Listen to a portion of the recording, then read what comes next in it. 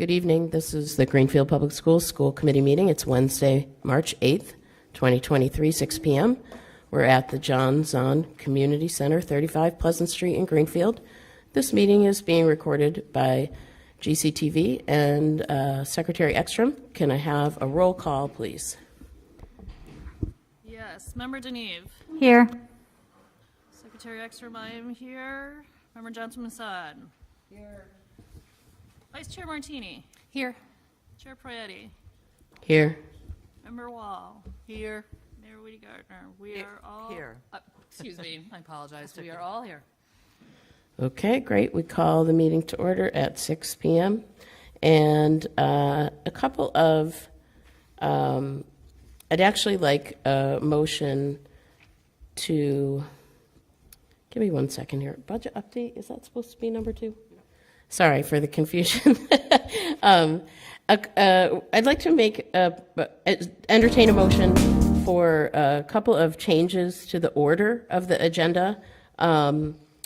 We can actually move, I want to describe it first, and then if someone could help me put a motion forward, we'll do that. I'd like to move the budget update to underneath the reports of the administration. That would be item 5. So combine items 2 and 5. And then have the rest, 3 and 4, we have 2 4s. 3 and 4, meaning public, the approval of minutes and public comment, come next. The student representatives of the committee come after that, followed then by items 11 and 12, which goes without saying are actually 12 and 13 because of the 2 number 4s, and then have the rest of the meeting go as it is listed here.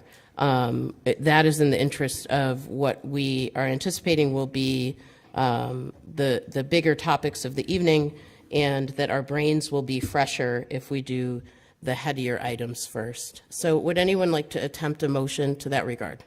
So let's make a motion to do what you just said. Is that So how moved.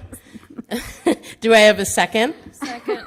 And then we're gonna wait for Susan Farber Because to I get can't what she remember the needs. numbers that you said in the order that That's you fine, said and I them, understand. Yes. But what you said sounds great. Can you do the numbers in the order so I can write them down? Sorry. Sure.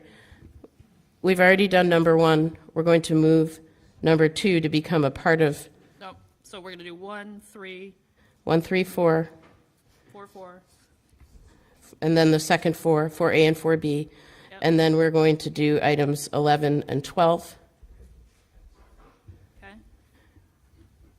and the rest of the agenda will proceed after that. Public comment will happen before we do any of the changes, correct? Where does number 2 go? Number 2 is going to be a part of the reports of the administration, the budget update. Okay. We're going to move it there. Okay. And I know Susan Farber's doing double duty right now, so we're going to wait until she's ready for us. The motion is to proceed with the agenda through item 4, with the exception of the budget update, which will become a part of item 5.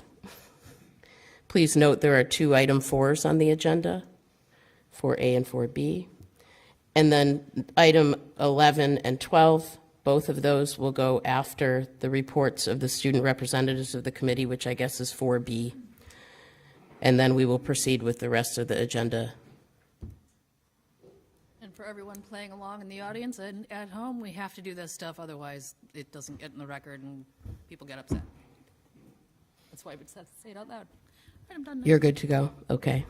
That is the motion. Did I have a second? I think it was Member Deneve had the first and the second. Member Ekstrom, or I'm sorry, Secretary Ekstrom, and any discussion, further discussion? So let's vote. Are there any abstentions from this? Any no votes? So that passes unanimously, and we will move on to the approval of the minutes from the February 8th meeting. That's in the materials for tonight's meeting. Do I have a motion to approve those minutes? So moved? Was that Member Deneve? Yes. And a second? Member Wall, thank you. Any discussion of the minutes? I'm hearing no discussion. Any abstentions from voting? I've got the 2 absentees, Secretary Ekstrom and Mayor Wiedegardner are abstaining from voting, And everyone else is voting yes, so that is 2 abstentions, 5 yeses. And we now are moving into public comment. If you haven't already let Susan Farber know that you plan to speak, it is not too late. You can also wait until all the people who've already signed up have gone, and we will ask again. We won't make anyone skip public comment because they didn't sign up. We'll give you plenty of opportunity. Who is first on the list? Jesus, come on up. Please just state your name and the town you live in before you start, and you have 3 minutes. Hello? Jesus Leva, 32 High Street. I thought this would get easier the more times I do it, but it doesn't. I came here tonight to invite the members of the school committee as well as the people in the audience to a Zoom forum that is happening on Tuesday, March 14th at 7 p.m. It's going to be about local education funding and with a focus on the state's role in that local education funding. As some of you might know, from the state's commitment in the 90s to local school aid funding from the 1993 Reform Act, we've seen a decline in the funding that comes from the state to local schools. And we're hoping to put information out there to get people to advocate for more state school funding. We have a very hopeful message from the governor this year, but it'll be up to the legislature to actually vote on that budget and implement that. And without advocacy, it might not happen. So I've got a couple of flyers. I think I've emailed everybody who's on the school committee, so I'm not going to pass any to you, but I'll pass some to the 2 of you and to the people in the back of the audience. Thank you. Thank you. Alex Wenger, followed by Jackie Cook. Oh man, this is kind of freaky. Okay. My name is Alex Wenger. I live in Greenfield on Homestead Ave. I'm a father to a son in first grade at the Discovery School, as well as having worked and volunteered there. As a parent, I feel that many parents are going to be blindsided and frustrated if option 1's chosen. I do not think adequate communication has gone out or good effort has been made to engage with all caregivers or enough weight has been given to the implications of a redistricting effort. The idea of children only having 2 years at a school before being uprooted and sent to a new building with new teachers, principals, playgrounds, expectations seems like an anxiety-inducing scenario, especially considering that the majority of the kids who are being uprooted and shifted around during this are the ones that went through COVID during their earliest years of school. This does not feel like the kind of stability and routine our children need right now. I firmly support the reimagining of our district and support all kids of Greenfield having the same opportunities in school. Greenfield, like many other towns, has a history of inequitable districting, and I applaud our town's efforts to address this. But if this is the option taken, then the parents should have clear messaging as to what our options are, the opportunity to provide input, and most importantly, why this is the one was decided and how we arrived at the conclusion. As a parent, I knew of the plans to redistrict for a little while, mostly through the superintendent emails discussing a task force to discuss the reimagining of the district. However, there were very few specifics, if any, about what the details of this plan would be, and instead parents were invited to attend a meeting to voice input. I assumed that there would be clear communication and updates and opportunity for different types of input, but those never happened. I've read each district update email from Superintendent DeBarge, and I've been awaiting updates of the progress of the redistricting plan, and have not seen any updates of substance.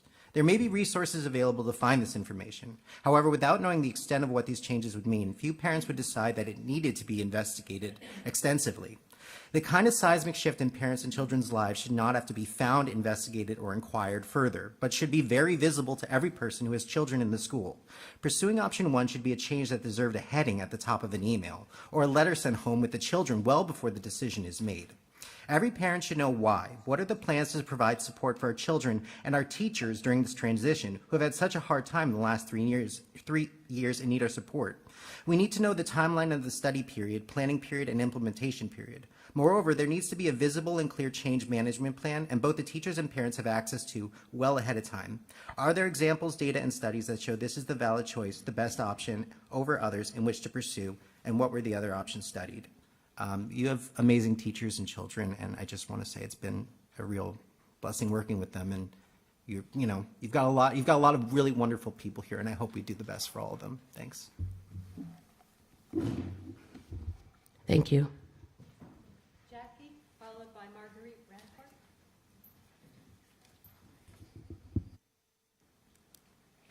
I will be very brief. I wanted State to- your name and your I guess, town right. first. Jackie Pinger, and I live in Brattleboro, Vermont. Thank you. This is my 14th year as an educator in Greenfield Public Schools. And I wanted to thank all of you for not voting on redistricting options tonight. It is my hope that more time and thought will go into this decision. In my opinion, option 1 is ill-advised at best. So much will be missed with the educators and children alike without the range of grade levels in one school. I'm convinced that another plan, other than the 4 presented, is possible if we work together and include all stakeholders. Thank you. Thank you. Michael is next. Hi, everybody. Marguerite Rancourt. I live in Greenfield, Mass. Normally, I like to talk out of my head, but I feel pretty strongly about this, so I'm going to read. As I've already shared with you in a letter to my objections to restructuring option 1, I want to publicly express I emphatically do not support this option. Please know I'm speaking tonight because I am passionate about education and Greenfield Public Schools. The human factor was not included in the study about restructuring our schools. I am looking at what is educationally and emotionally best for the students of Greenfield. Teachers' voices were not heard or considered as part of the study. So I'm going to share what I hope will help you to pause and consider before you proceed. Last spring, I had a family come to me and express sorrow about me not teaching their youngest child this year because they were afraid to not get a choice seat out of district for 5th grade.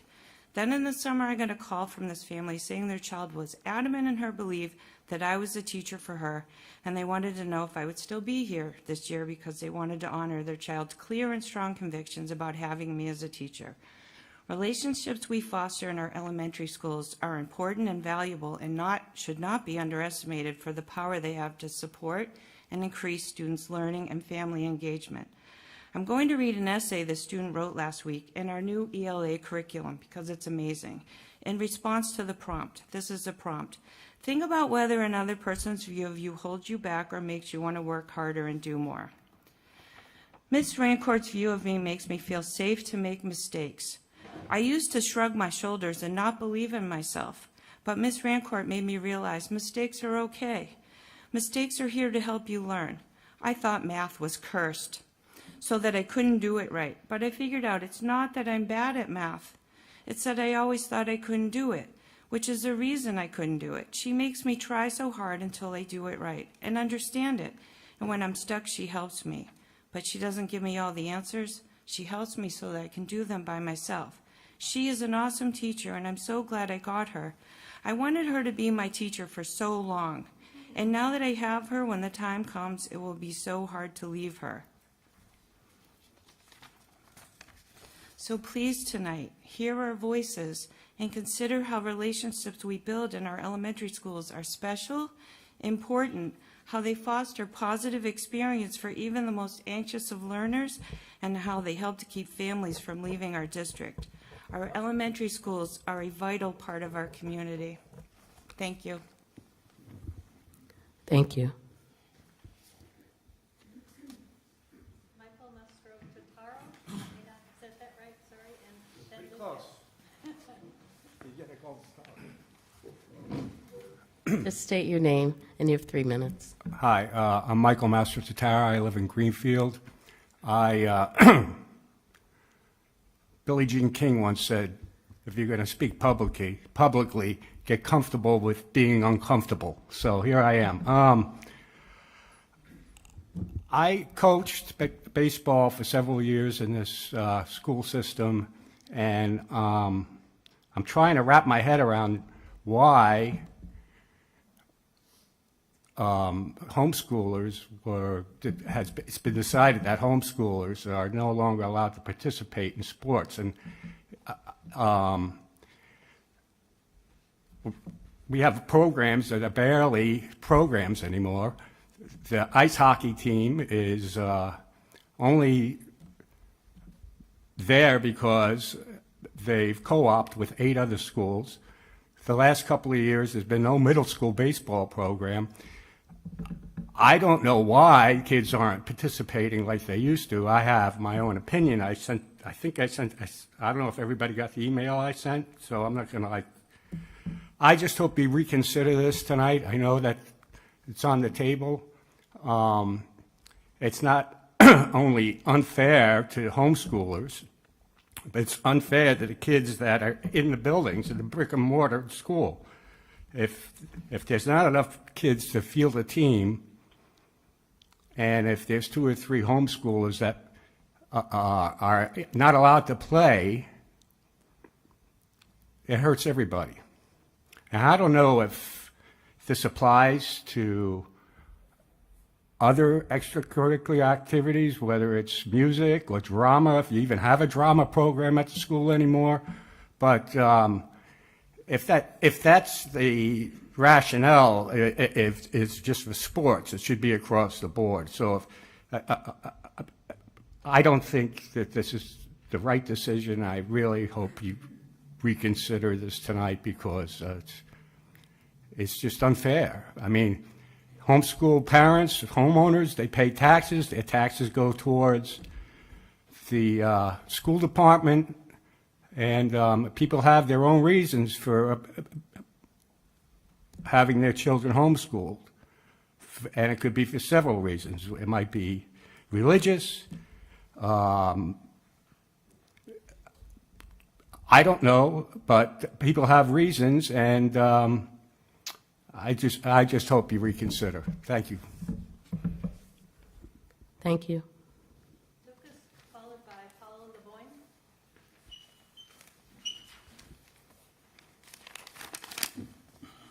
Hello.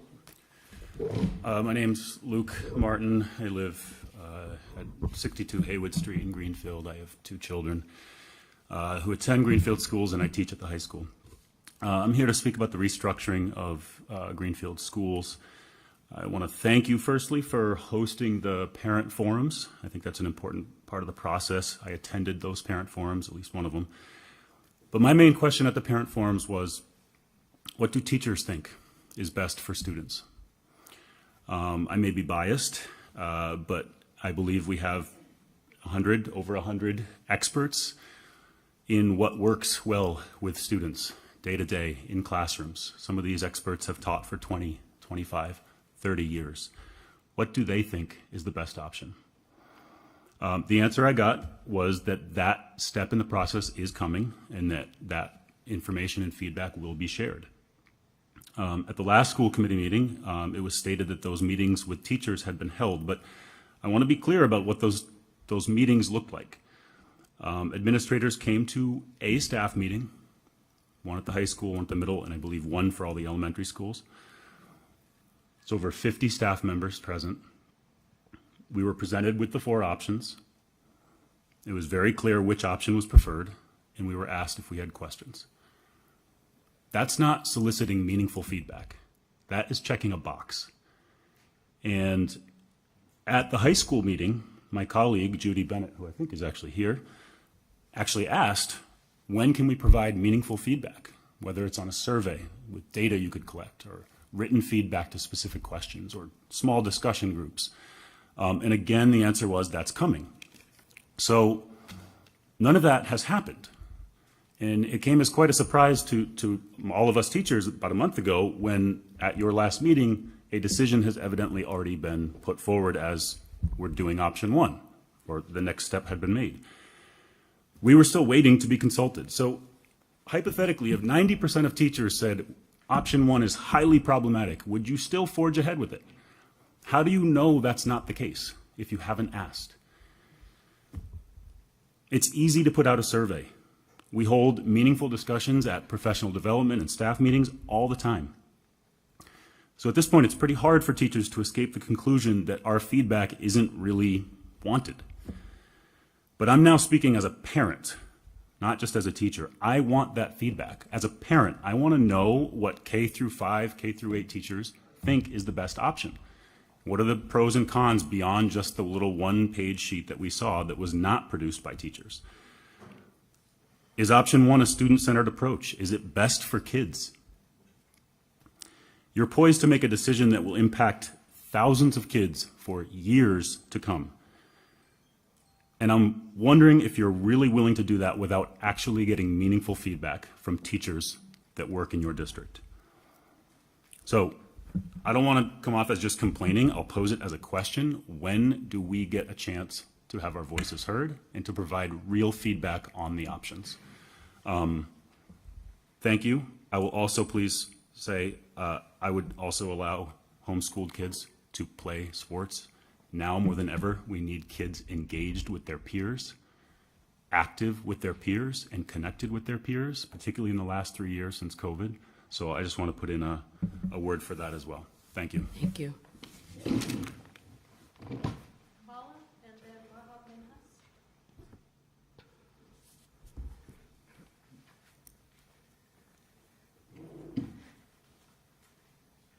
Just making, can you hear me? Yes, all right. I'm Paula Levine. I live in Greenfield. The first thing I would like to say, I also agree that homeschool students should be able to play sports. As people were saying, you know, over the years, numbers are dwindling. Our football team, our hockey team have the benefit of a co-op with surrounding schools to keep their teams going. Sorry. Again, speaking is with kindergarten is okay. So I encourage all students to be able to play sports, and with the numbers seem to be declining every year at Greenfield High School, and I mean, not just there, but many surrounding schools. As you know, many of our students are successful in school because they have athletics. They have to maintain a certain grade to be able to play a sport, and for some kids, that, you know, enables them to be able to graduate high school. So if we have to have homeschool students be part of our, you know, Green Wave program to keep these programs going, I would, you know, I'm in support of it. And then the next thing I would like to comment on is the restructuring of our schools. As many people have already spoken, option 1 was not something I would recommend. I think there's so much benefit to having a K-5 school. The relationships you build with your students. I currently have a group of 4th graders that come in every morning. They're, you know, I know the reason why is they don't necessarily like going outside to recess. With that being said, there are students that I had when they were in kindergarten. They come in, they clean my tables, they put chairs down. They're, you know, just, we had conversations, you know, about what it was like when they were in kindergarten. I happened to have a math test out. They asked if they could do my kindergarten math test. I said, sure, have at it. So I just think yes, we need to restructure and make sure our schools are diverse. But I just, you know, I feel it's important that, you know, we have these relationships, and, you know, if they're having a bad day, you know, you can see them in the hall and they feel comfortable with you because they've known you and they see you yearly. So I would just encourage you to really think about what is best for all students. And I know you do that, and we appreciate how hard you work.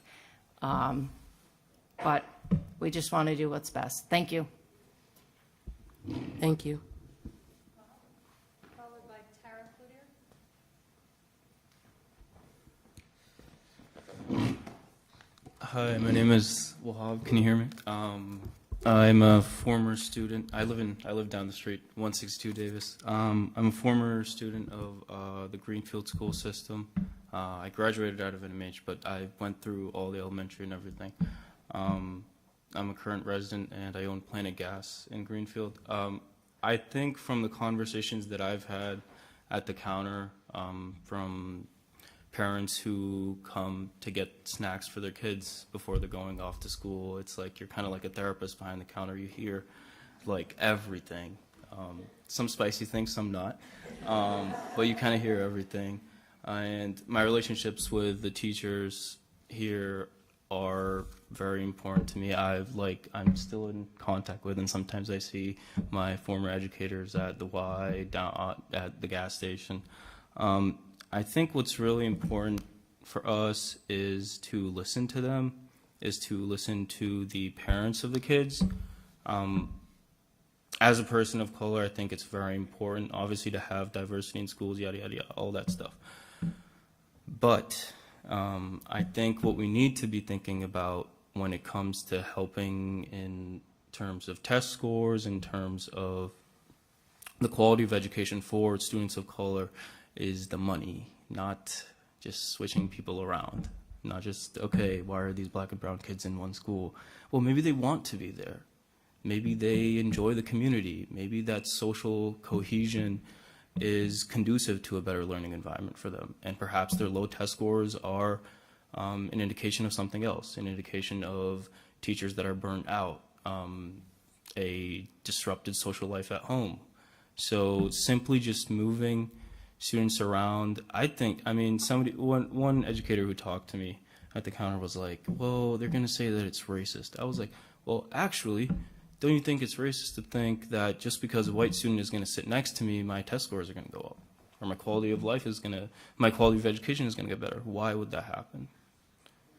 There's no studies that suggest that. In fact, a few years ago, the New York Times, there was an article that said that predominantly black and brown schools, the students felt safer. There was a social connection there. There were social systems in place in which they felt like they could be themselves. They didn't feel constantly policed. And so I think maybe there's some other things at play. Maybe, whatever the reasons are for why we want to go ahead with this. But I think hiding behind diversity and all these things, it doesn't make sense. So listen to your teachers, listen to the parents. As a person of color, this town is beautiful, but just look around. There's not that many of us. But I'd say, again, just listen to your educators, please. Thank you. Thank you. Tara, and then Michael Pierce.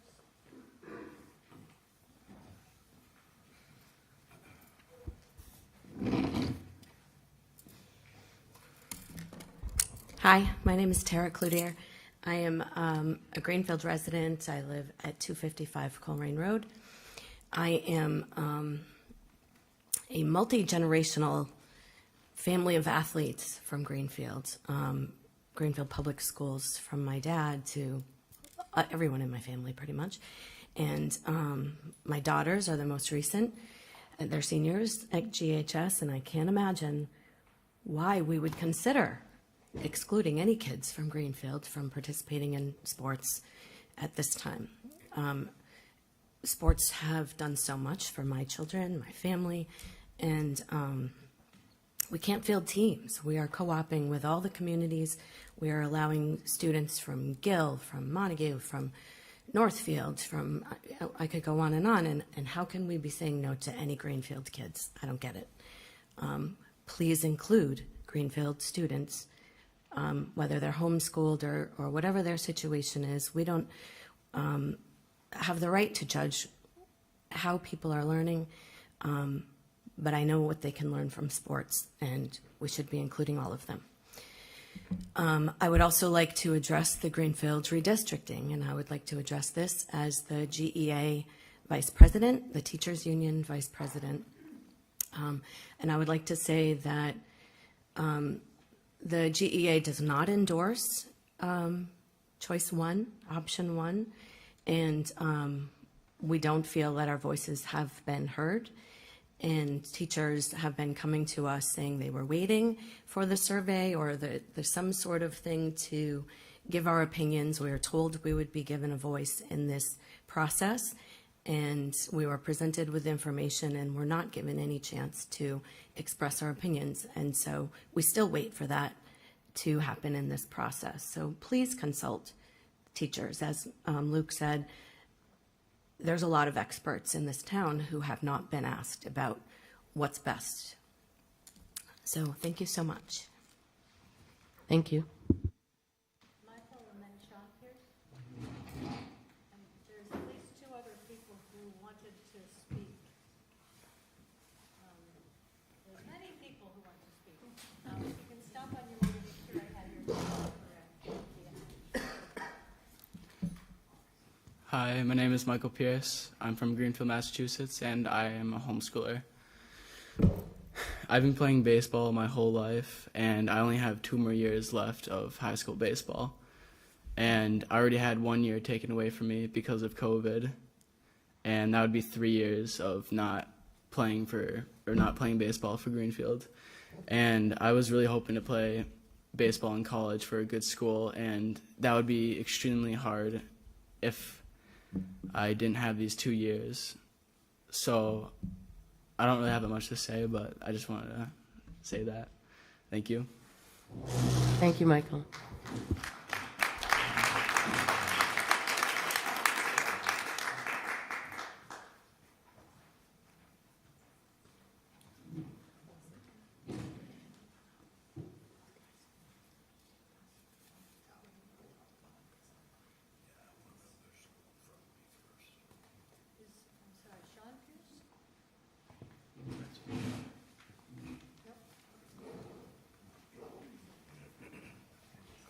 Who are we waiting for, Susan Farber? Did you say Sean Pierce? Yeah. If you're Sean, you can come on up.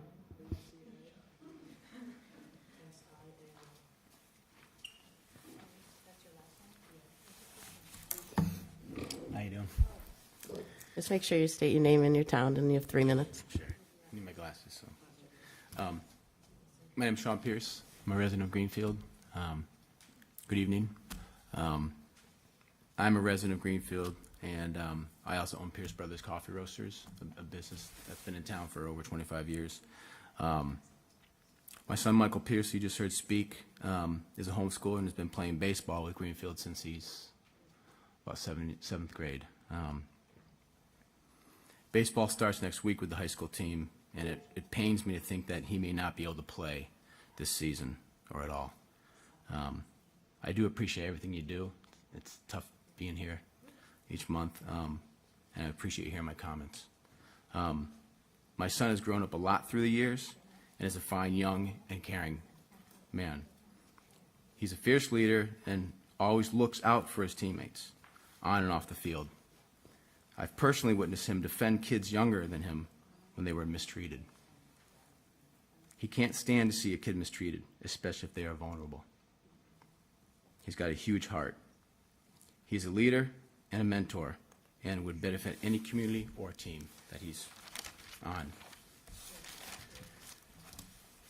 I feel that by allowing homeschoolers to participate in athletics or even grandfather them in would be sending a positive message to our community and our town.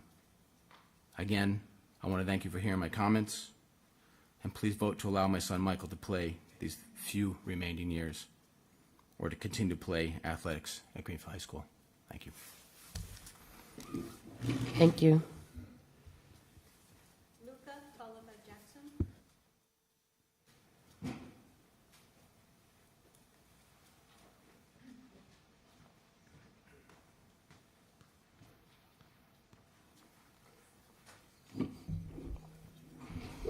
Hi, I'm Luca Ciano, and I live on 107 Verde Drive.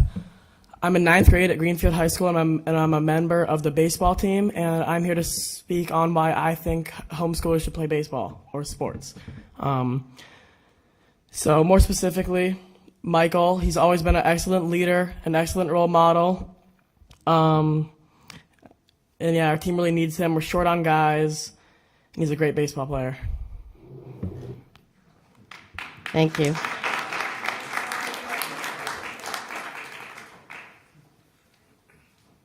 Jackson Campbell, followed by Rachel Souter. Hi, I'm Jackson Campbell. I live in Greenfield, and I'm a student at Greenfield High School. I'm in 10th grade. And not only do I think homeschoolers should be able to play Greenfield sports, but I have known Michael since I started playing Little League Baseball, and we've built a great friendship. And I know, like, his family and everyone around us. And to think that I'd play baseball without Michael is tough, and the team, and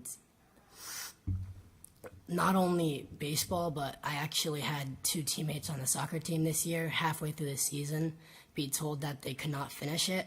So we went and played 2 games without them, and it was a struggle because we've built a team chemistry around those people, and just because they're homeschooled and don't go to Greenfield High School does not mean that they don't have impact on us. So that's why I think homeschoolers should be able to play Greenfield sports. Thank you. Thank you. Rachel Souter, followed by Rachel Mason. I promised my children I would have my cell phone by me at all times while I was at this meeting, so that's why that is there. I am so proud to see the youth of Greenfield coming out and speaking. Tell us who you are and where you live. Feeling. Oh, okay, Amy, fine. I am Rachel Sauter. I live at 12 Long Avenue here in Greenfield. This is very much stepping outside of my comfort zone, but that's okay. I'm here to speak about the strongly being opposed to option 1. I am opposing it as a mother, a Greenfield resident, and as a 3rd grade teacher at Four Corners. I think there's a lot of different directions that it can go with this, but I chose to focus on the aspect of teaching that I love most, which is the student-teacher connection. So I did some research, and I just have some bullet points on what the strong teacher-student relationship can do for a child.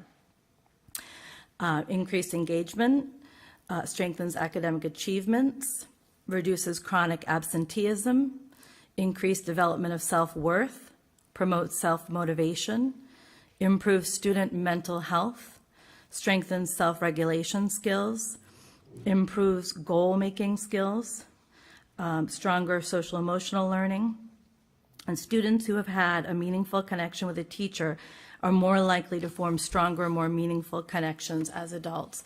And that was a study that just came out in comparison to stronger relationships that teens have with their peers and with their teachers, that the teacher-student relationship led to a stronger adulthood than having peers a strong relationship with their peers. So new research that was just published by the American Psychological Association, excuse me, I am nervous. Teens who have good supportive relationships with their teachers enjoy better health as adults. I strongly oppose this option. I would most likely be looking to leave the town of Greenfield as a resident and as a school teacher because I can see the future and it doesn't look good under this option. I ask that you really think about the mental health in particular of students in this post-pandemic world and the impact that it can have of seeing the same familiar faces in the hallway. I also speak about the idea of the students who I think would be impacted most, which would be our low-income residents, particularly students of color as well. And I also just want to say that it was my child that wrote that essay. I moved to Greenfield Schools teaching after being in Amherst for 16 years because I wanted to walk to school with my children. And it's been a glorious run of about 7 years, and that's about to end. I had a very negative experience with my now 6th grader as she transitioned to Greenfield Middle Schools, which caused us to pull out of the district and put her into Coleraine. Now I have a student who is very excited to go to middle school, and I'm supporting that. But my daughter Esme, who's in Marguerite's class, really self-advocated and said that she was refusing to leave the district until she had Marguerite Rancourt as a teacher. That speaks a lot about Marguerite, but we have many other wonderful teachers. And I think we just need to pay attention to the fact that kids come in as kindergartners and they're looking around and they want to see representation, but they also are looking to form really vital relationships that will impact them their whole lives as they go on to build relationships of their own post-elementary school. So let's please consider other options than option one. Thank you. Thank you. Rachel, and then Anna McGee. Good evening. I'm Rachel Mason. I'm a Greenfield resident. I believe any kid who wants to play sports should be allowed to play sports. But I'm here to talk about the restructuring of schools. I'm speaking tonight as the free adoptive foster parent of 2 children who would be entering kindergarten, not this coming fall, but the following one. In other words, the first year that a new system theoretically could go into effect. And I'd like to say that even though pedagogically, as a former educator myself, I strongly support the idea of moving the 5th grade back to the elementary schools and moving 8th grade out of the high school. I don't think that there has been enough outreach to parents. It sounds like there hasn't been enough outreach to teachers as well. And I want to specifically advocate for parents of the youngest children, the ones who aren't in school right now. I've had conversations recently with a number of other parents of preschool students who have no idea that this is under consideration. And these are parents who feel like they know what school their kid would be going to, either this coming fall or the next year, parents of current 3- and 4-year-olds. So they've been missed somehow in this process. I learned about the meetings in the fall from Facebook, but not everybody's on Facebook. I attended one of the meetings in the fall. I felt like a lot of information was missing from those meetings, such as how transportation would work, what the costs were going to be, what the costs would be for the options that were ruled out supposedly because of costs. That is to say that the options of opening up another school or adding on to current schools. I felt like those were just dismissed out of hand as, oh, that would be too expensive and we don't have the money to borrow right now, or don't have the ability to borrow money right now. Feels a little short-sighted. We might not have that ability right now, but if it's what's in the best interest of our students in the long run, that might be worth waiting for.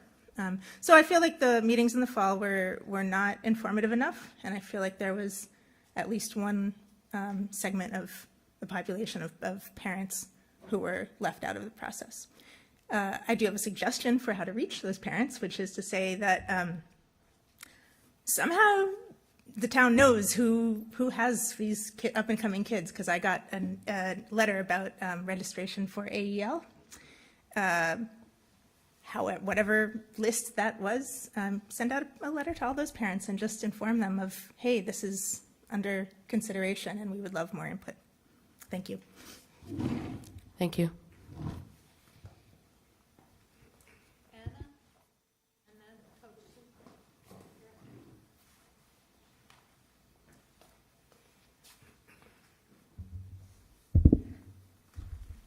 Hello, I'm Anna McBain, and I live at 46 Deerfield Street in Greenfield. I am an alumni of Green River School, so I actually wanted the option where Green River was going to be opened, but I do understand that the boiler's been out forever, so it's like 60 million or some ridiculously huge number to actually get it up and running again. But that would be my ideal. But everybody's been talking about the continuity, and I want to talk about that as well, because at Green River, we were our own mini microcosm because we were on a completely different curricula than the rest of the district used. So we were a very tight-knit group, and from the time that we were 4.5, 5 years old and we were down in Miss Kaminsky's room with the turtles to when, we were already looking forward to when we'd be in 5th grade and we would get to do the bridge test. And in 4th grade, when we would get to do the medieval feast. And in 1st grade, when we'd get to do the Egyptian walk. These are things that if you go to option 1, there's no opportunity for kids to see and say, I want to start understanding this now so that then in the future I can use it. That won't exist. It will just be, oh, I got to hop schools again. And it's been proven that in developing psyches, changing environments is just as traumatic as a death. So why would we put extra trauma on our kids that we already live in a community with a very high trauma rate? I also, from the side of, I had a lot of homeschool friends. I worked doing behavioral services for homeschool families. And sports really are an integral part of their lives. It's how they get their gym credits for the state. It's without having to pay a lot of money to go to a program like the Y. It's also a big way that they are able to build peer relationships because, yes, you can find homeschooling groups and homeschooling co-ops, but a lot of those cost money, and a lot of them are full because everybody's pulling their kids because the schools are crumbling. So that's no longer as feasible an option as it once was to just use a homeschool co-op. So again, I really think that we need to do a redistricting option where it's K through 5, 6 through 8, 9 through 12. Thank you. Oh, and homeschoolers need to pay for sports. Thank you.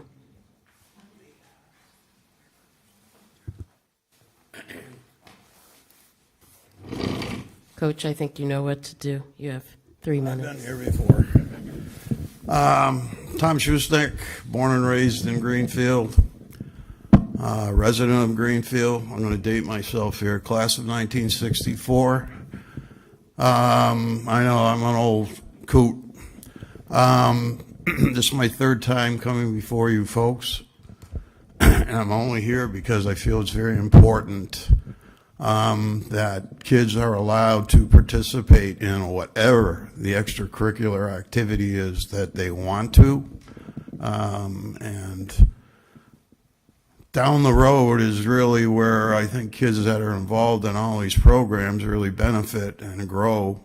I could call kids up here for the last X number of years, one behind the other, and a line would go to Main Street, and they would tell you how these programs have impacted their lives. And I'm not going to repeat a lot of what has been said because I think it's very important. We recently just got a message from an ex-graduate who lives in Southwick, and they went through exactly what we're going through right now. And it took the community to convince the school committee that not allowing them to participate was wrong, and they reversed their decision. One last thing. A 3 weeks ago, I was watching World News. As you know, it can be very depressing at times. And during the program, it says, stay tuned for a program it's a moving program. What it was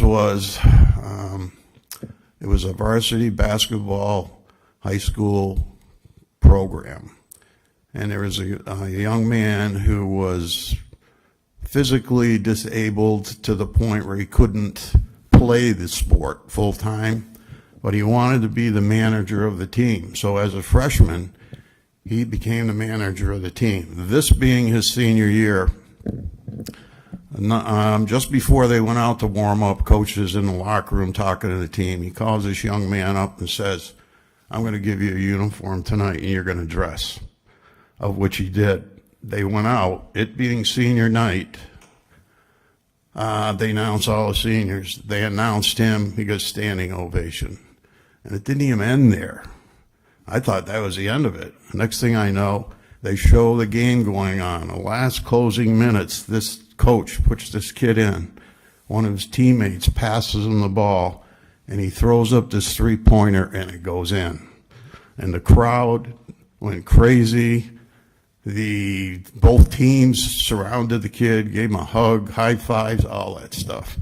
And I'm sitting there thinking, what if this little young man had been denied the opportunity of that experience and memory? So please, really consider your vote. Your vote. Thank you.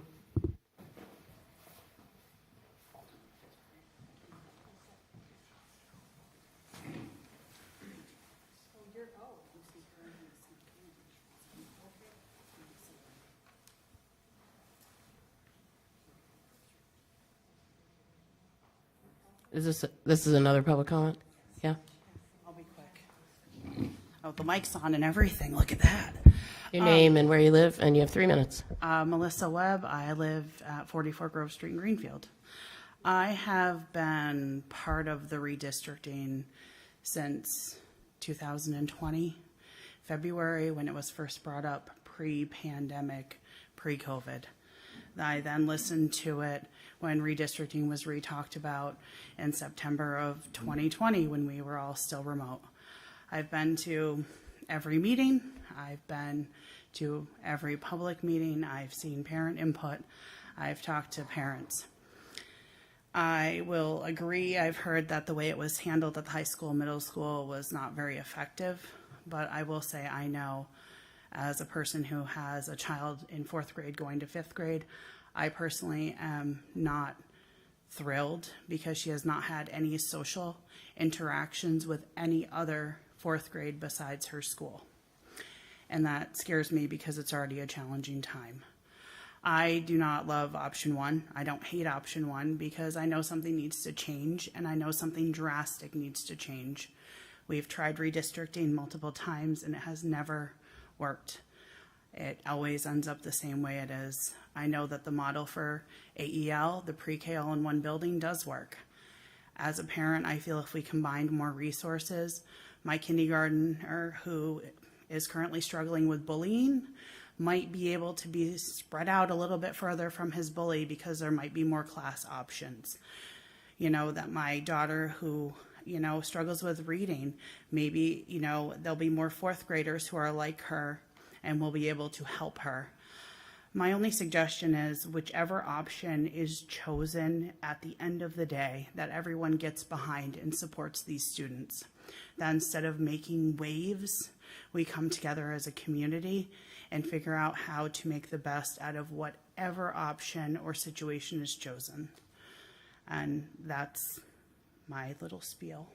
So thank you for listening to me. Thank you for all you've done. Thank you for hanging with me for the last several years of this roller coaster of a ride. Thank you.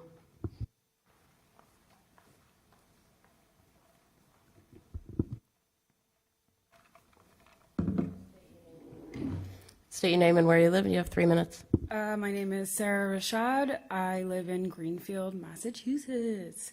I'm here, first off, I would like to thank you all. I'm here to talk about the redistricting.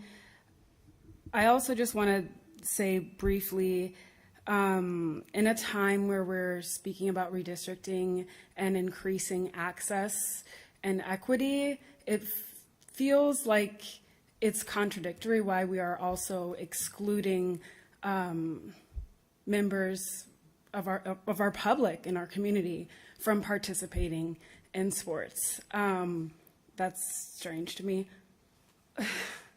Yeah, on the issue of redistricting, I too have been a part of it since February 2020. I feel like option 1, there's a lot that we can pick apart with it. It's not my favorite either, but I feel like from the feedback we did get with parents and teachers and just statistically, the longer we can keep our kids in elementary school, the projection of them actually graduating much higher. yeah, it's not the best option, but I feel like from the feedback we did get, it seems to be the most equitable. Also, I would like to speak to the funding currently.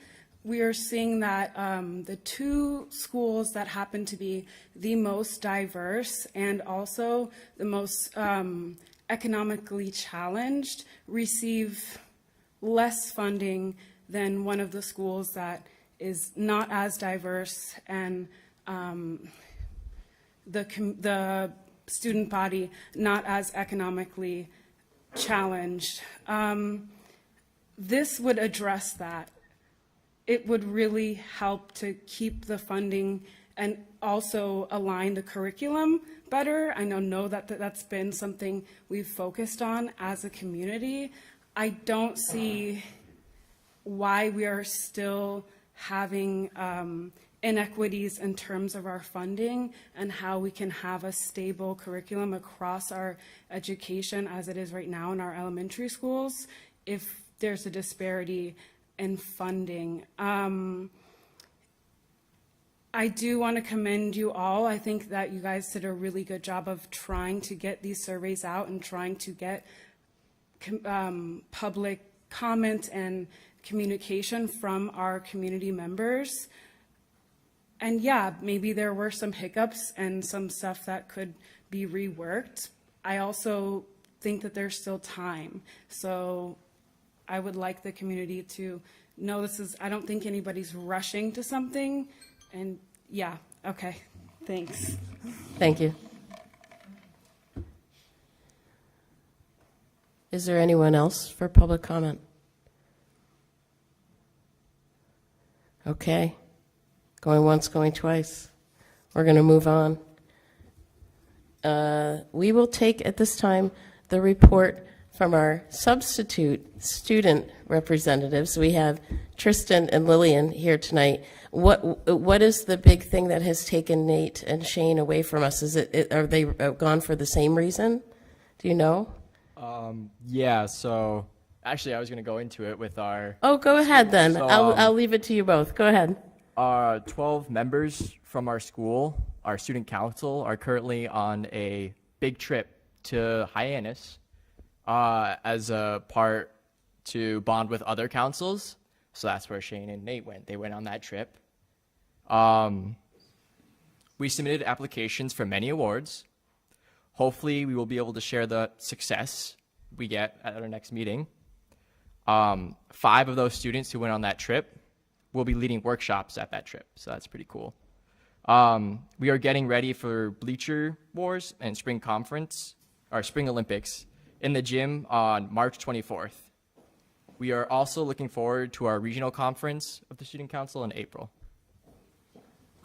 The GHS Key Club is working to bring back... Oh, is this on? Oh, okay. Try just pulling it a little closer. Is it... I would even go a little closer than what you're doing. Yeah. Don't be afraid of it. All right. The GHS Key Club is working to bring back the Sandy Hook Promise See Something, Say Something program to GHS during the month of March. Through awareness of activities and all school training, students will be allowed to students will learn how to see the warning signs when someone is at risk of harming themselves or others, to act immediately and to say something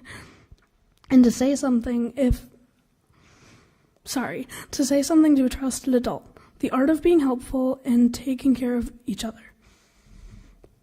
On to our athletics. Winter sports have just been completed. Our ice hockey team won a Western Mass Class C championship and lost in the first round of the Division V MIAA state championship. Our boys basketball team made it to the Sweet 16. It was a great season. Spring sports start March 20th. Get the schedules on arbiterlive.com, and we hope to see you at a few of those events. Go Green Wave. Spectrum is excited to be leading a workshop at the Diversity, Equity, and Inclusion Youth Summit at GCC next week. About 10 students will be attending and sharing ideas and resources with youth from around the region. Oh, that's mine. The French Club continues to prepare for the 27th annual Taste of World Cultures in conjunction with the Spanish Club. We are also excited for our trip to Quebec and Montreal, which is about a month away. The library has been busy with lots of learning, including French classes, researching French-speaking countries, 8th graders learning about the Dewey Decimal System, and the Advanced European History Class Enlightenment Salon.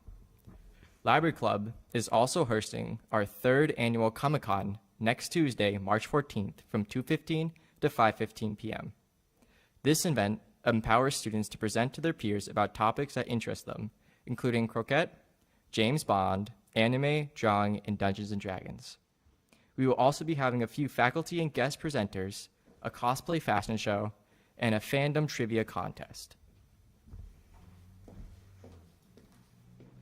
Spanish Club has been very busy preparing for our Taste of World Cultures to be held on Wednesday, March 29th, and World Language Month along with French Club. We're also prepping for our trip to Puerto Rico that is right around the corner. The National Honor Society continues to offer tutoring after school on Thursdays, but we haven't had too many takers. We have members volunteering at the GMS STEM night next week. We have also created our Relay for Life team and continue planning this event. This week is Wellness Week at GHS. Students have been participating in a passport to wellness. There are posters on the walls for students and staff to share healthy habits. Students can earn prizes at lunch by answering health-related questions at lunch. That is all. Thank you. Thank you. Do we have any questions from the school committee for our student reps? Thank you both for being here. Exceptional. Although I will say, Tristan, I'm a little disappointed you have pants and not shorts on. We won't go any further. I'm sorry to disappoint you.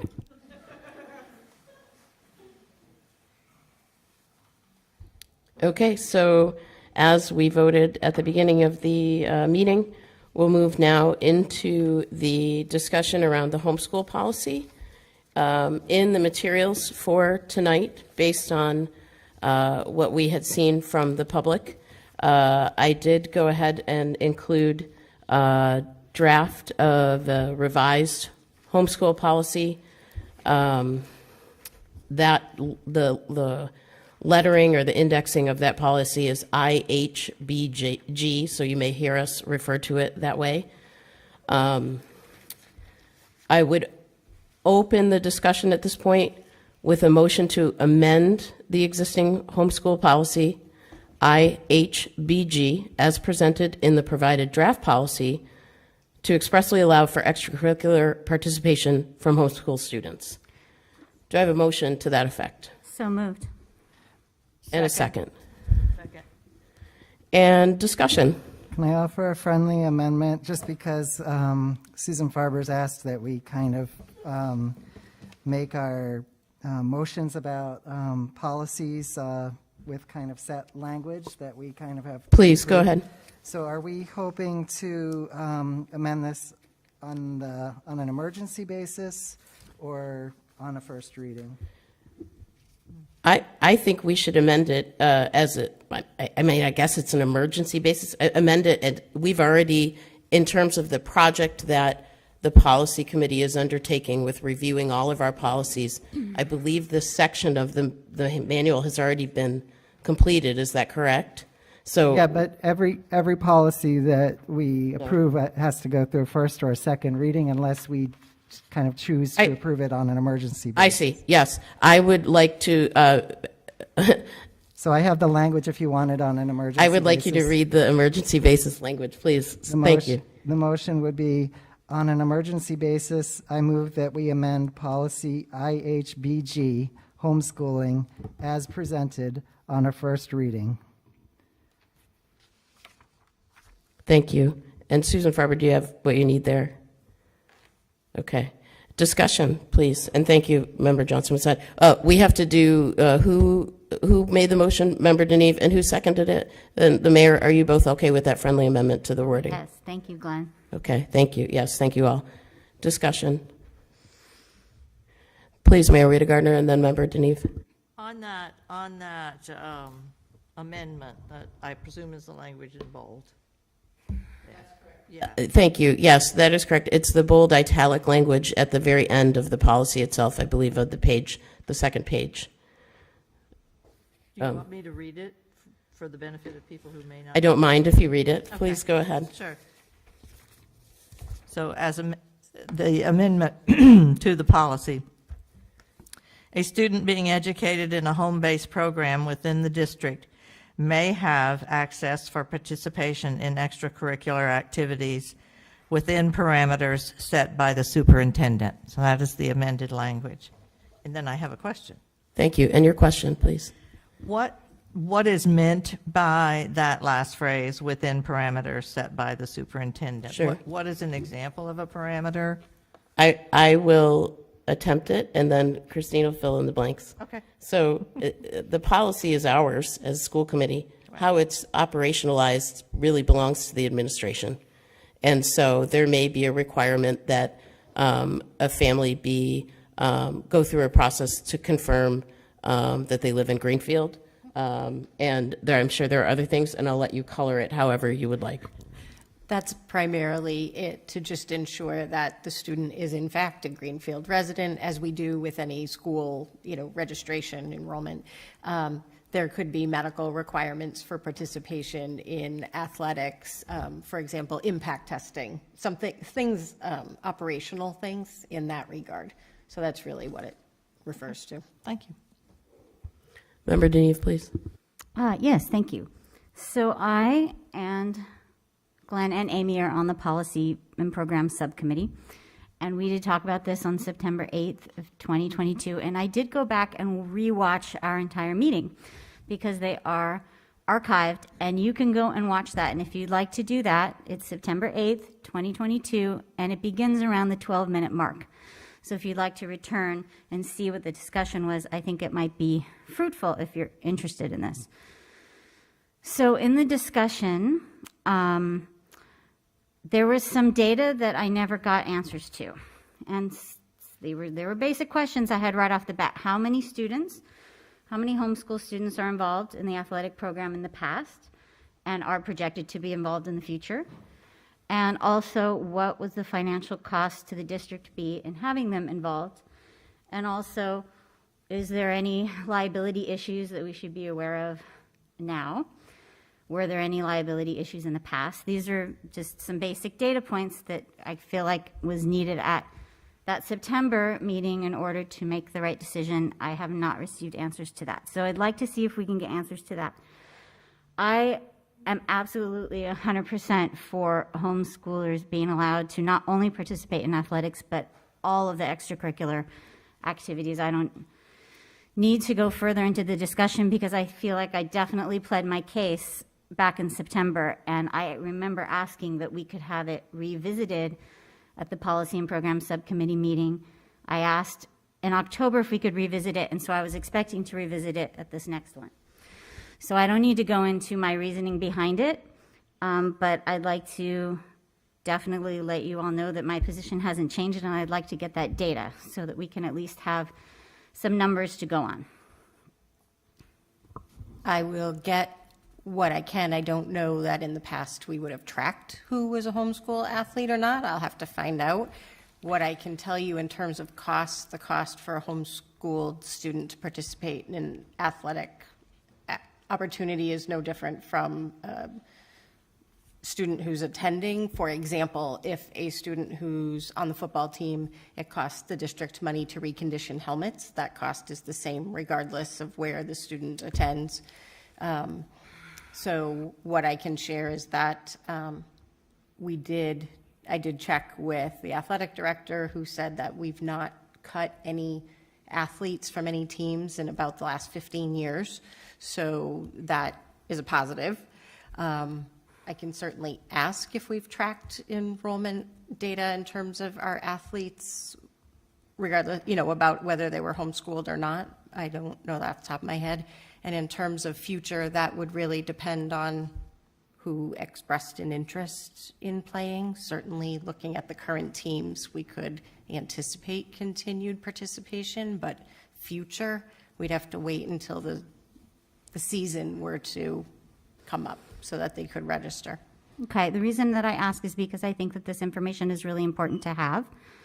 Something that we should track and something that we should be able to access, but also because in that conversation, people were expressing things such as, well, if they're allowed to participate in sports, what's to keep them from using the chemistry lab, for example? Member Deneve, I'm going to interrupt you because the policy previously did allow for inclusion into school day activities, and we've revised that piece, and it's not included in the emergency motion that we have tonight. We're only looking at extracurricular activities. Okay, I'm just bringing up what the discussion was in the past about this particular policy. So I definitely urge you to rewatch that. Okay, so we don't know how many students or how much it costs. I find it kind of concerning sometimes that we don't have this basic data about a lot of things when we get into discussions. So I really would love to have some of this basic information so that we can make our best possible decision. Anything else? Not right this second. Okay. And Vice Chair Martini, go ahead. I wanted to see if someone who was on the committee, I think this policy was originally changed in 2021. Is that accurate?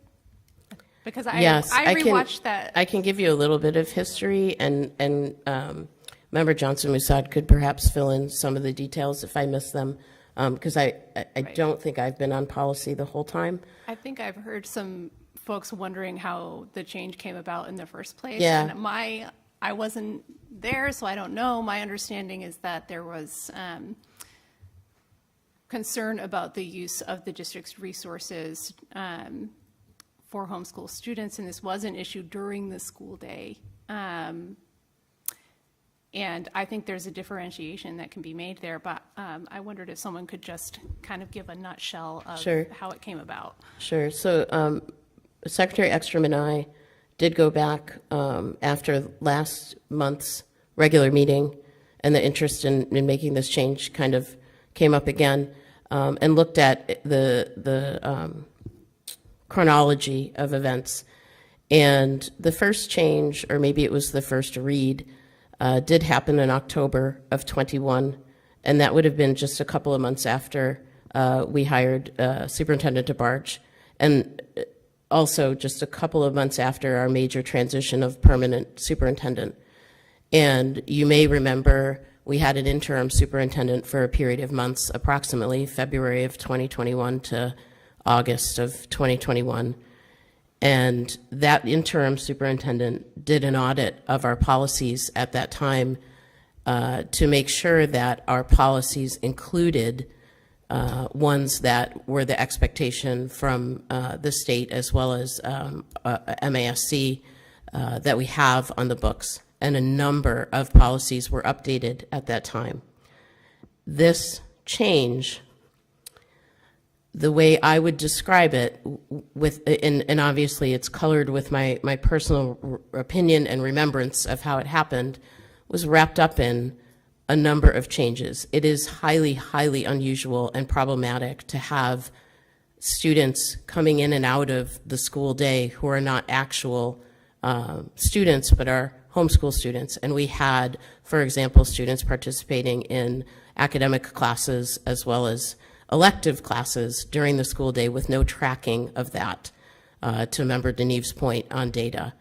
And we made many, many changes to policies in a volume that isn't advised. When you make that many changes at once, there are ripple effects. I would describe this as, and I've tried to use an analogy of like a mom who gives their kids a little bit of leeway, and the next thing you know, the kids are going haywire in the backyard, and she says, okay, that's it. Everybody inside into your rooms. And this was kind of a way of reining in what was not working for the district and the district's resources at that time. And since we've made the change permanently, which happened, it appears, in March of 22, we've heard consistently at the Policy and Program Subcommittee, as well as here at the regular meeting of the school committee, that the homeschool piece for athletes specifically doesn't work for our community. And that is the reason for bringing forward this change tonight. Hopefully that colors it. And if anyone, especially Member Johnson-Musad or Secretary Ekstrom, if you'd want to add anything. I do, just because I think there's, you okay? Okay, thank you. So I think it's also important to remember, for better or worse, we also had a pandemic going on, and allowing people in and out of the schools was a matter of health concern as well. And Amy and I have a number of anecdotal conversations, and even when she and I were looking at this, we were both kind of like, well, that's just, why would we do that? That doesn't make any sense whatsoever. There must be something more going on here that we're just not remembering. And so we did go back and have to look through everything and relive some less than fun times for teachers and school and students and parents and school committees and everyone else on the planet.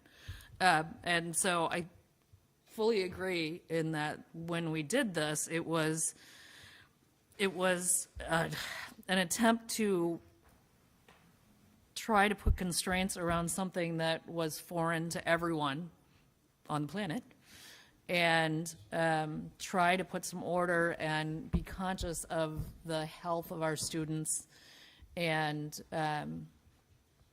you know, the amount of contact that they would have with each other and things like that. I can't imagine even just in my own conversations with my own within my own head of no, we should not let people participate in sports. That would be ridiculous. That isn't how I work. So I think that it was a culmination of a number of things, the perfect storm, and unfortunately here we are today. Member Johnson-Musad, would you add anything? Yeah, whatever you'd like to say.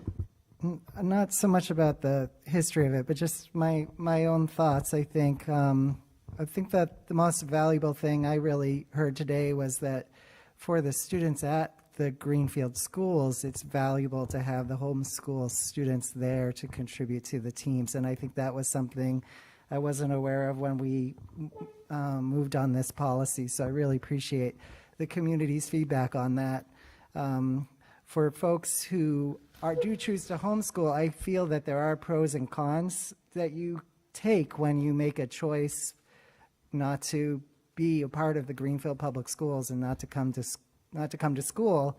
And so I sort of feel like that is a little bit of a different issue. I'm not sure that homeschool students should necessarily be entitled to be able to kind of pick and choose what they want from the Greenfield Public Schools. And I think that was what we were trying to address as you talked about, Amy, that it was causing a kind of an administrative burden and some concerns. And I still am curious about how some of those things would be handled. For example, I don't know what happens in terms of if there's misbehavior on a school team and there's a mix of students who are homeschoolers and students who are our own. What happens in terms of discipline? That's a question that I have about this, but overall, I think I hear and understand now the benefit that having homeschoolers gives to the students at our actual schools. And if the superintendent thinks that there are ways to accommodate that, then I think that I'm in support of it. Thank you. Mayor Rita Gardner, please. I'd like to follow on with that comment. It's good to have a long memory. Yay, senior 64 Tom. So I have gone back in my mind as I have read through all of the emails that have come in to the time when I was on the school committee before in the late 90s. And both of my children came up through the Greenfield schools. My son graduated in '85. Homeschooling was, I don't know if it was the time or what, but it was something very prevalent in the mid to late 90s. So, and we went through a lot of these same kinds of discussions, and quite frankly, I don't remember what happened precisely with extracurricular activities.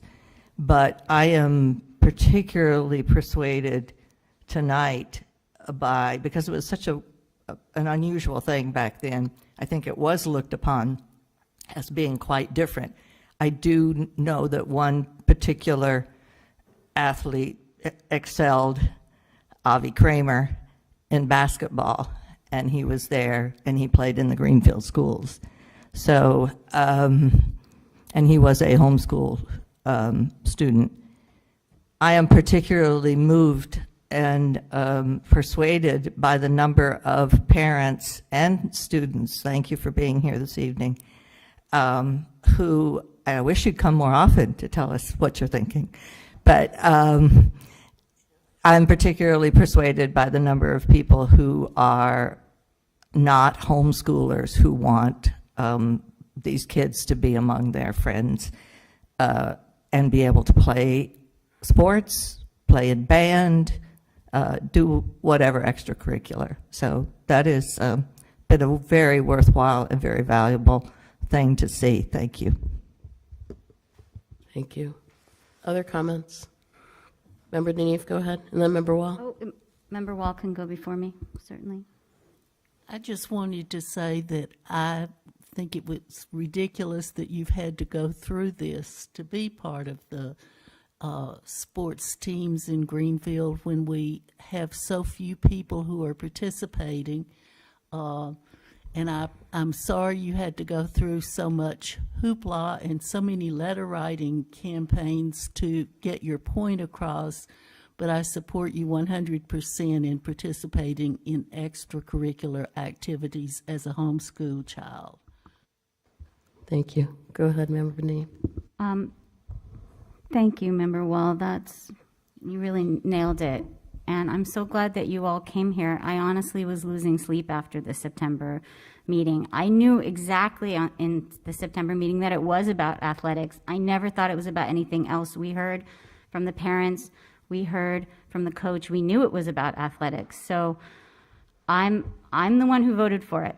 I wanted you guys to be able to play athletics. I knew it was specifically about athletics and homeschools coming together, and I don't know what's making people change their minds. I'm assuming it's because you all came, so kudos to you. I don't know who organized you, but good job. It was wonderful to read the letters and to hear how you felt about it, because I promised the students at the YEL conference that I would bring this forward again, and I promised parents to their faces that I would bring this forward again. So I'm glad that we're here today to hopefully make the right decision. Anyone else? Please, Member Rotini. I'm not going to drag it out more than 30 seconds, I promise, because I feel like we're all on the same page here. But I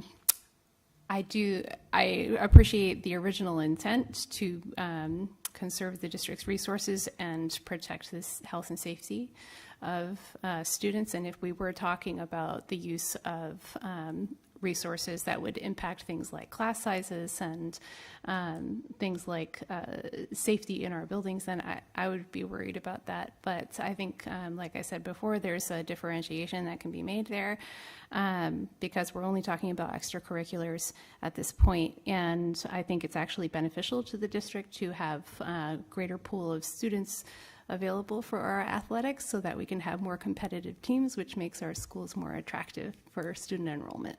So that's where I stand on that. Thank you. Anyone else? I just have a couple of things. Okay. First, thank you very much to the students specifically, the young people specifically who came forward to speak with us on this issue over the past few months. We appreciate and we listen to your feedback probably above all else, and we get so little of it at this level. So thank you for being here. And I want to acknowledge that dozens upon dozens of people contacted the school committee and probably members individually by email over the past few weeks to express almost unanimous support for including homeschool students in our extracurricular activities. I do acknowledge the one family that was opposed that contacted me privately.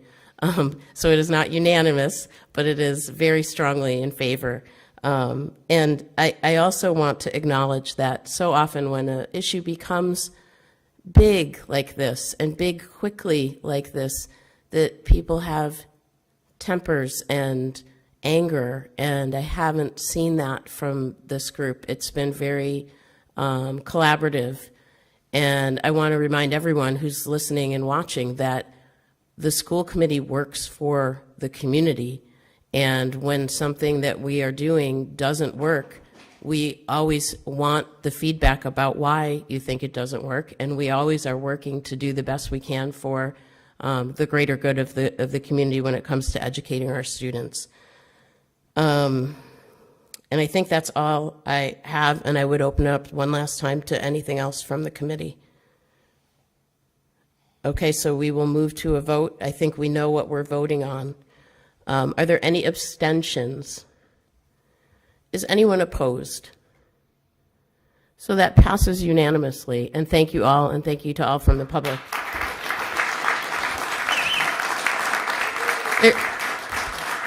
I like to say there's no clapping at boring meetings.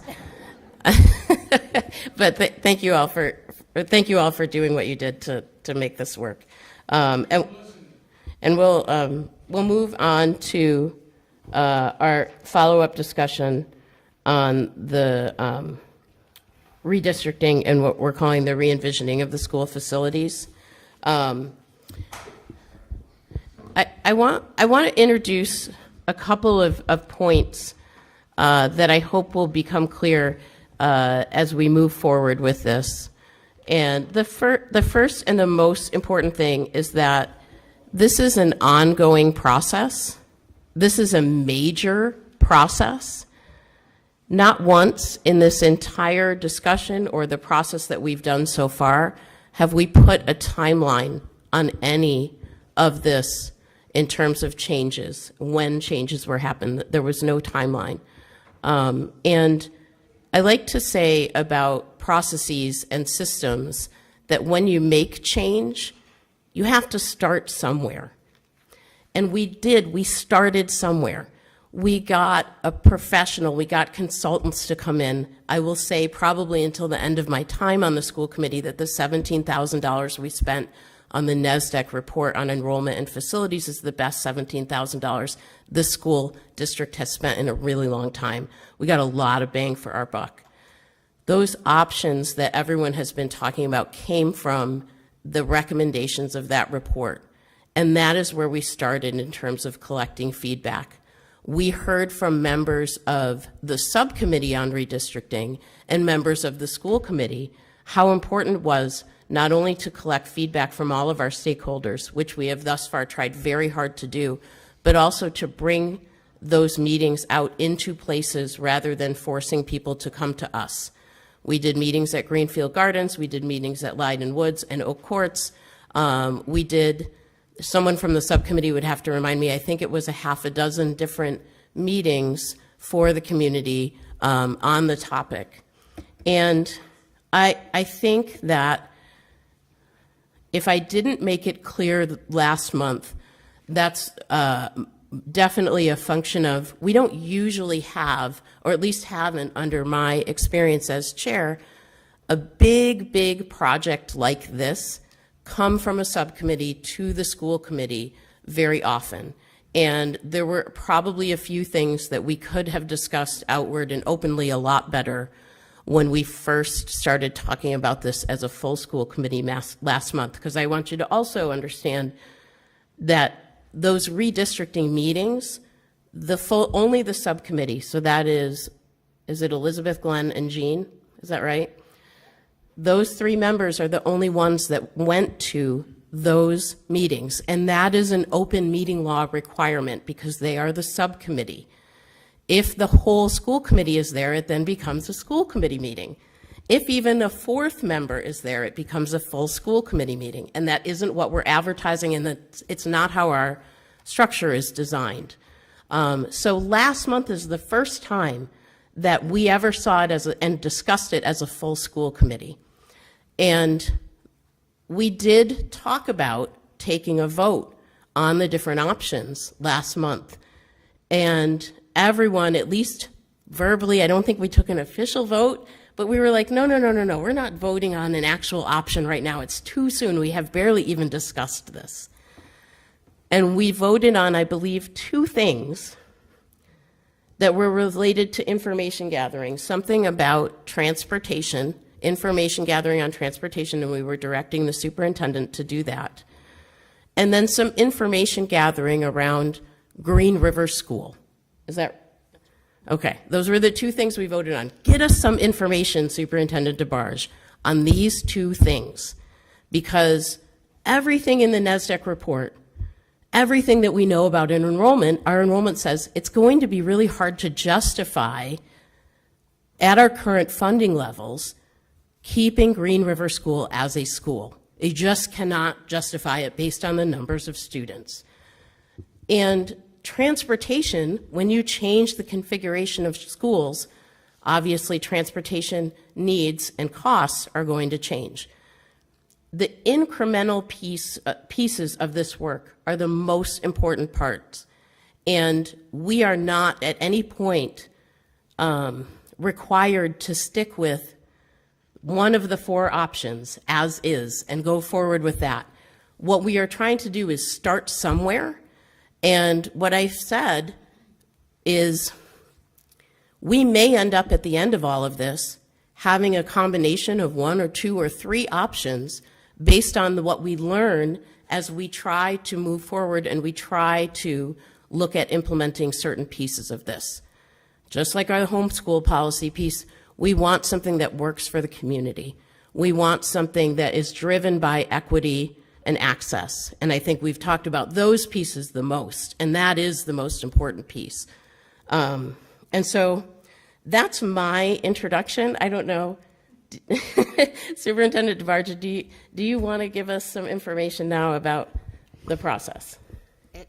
What I can give you is what information we have to this point about the 2 pieces you asked me to gather information about. So one, on Green River, the biggest question is, we know the quote for doing the HVAC system is approximately $1 million.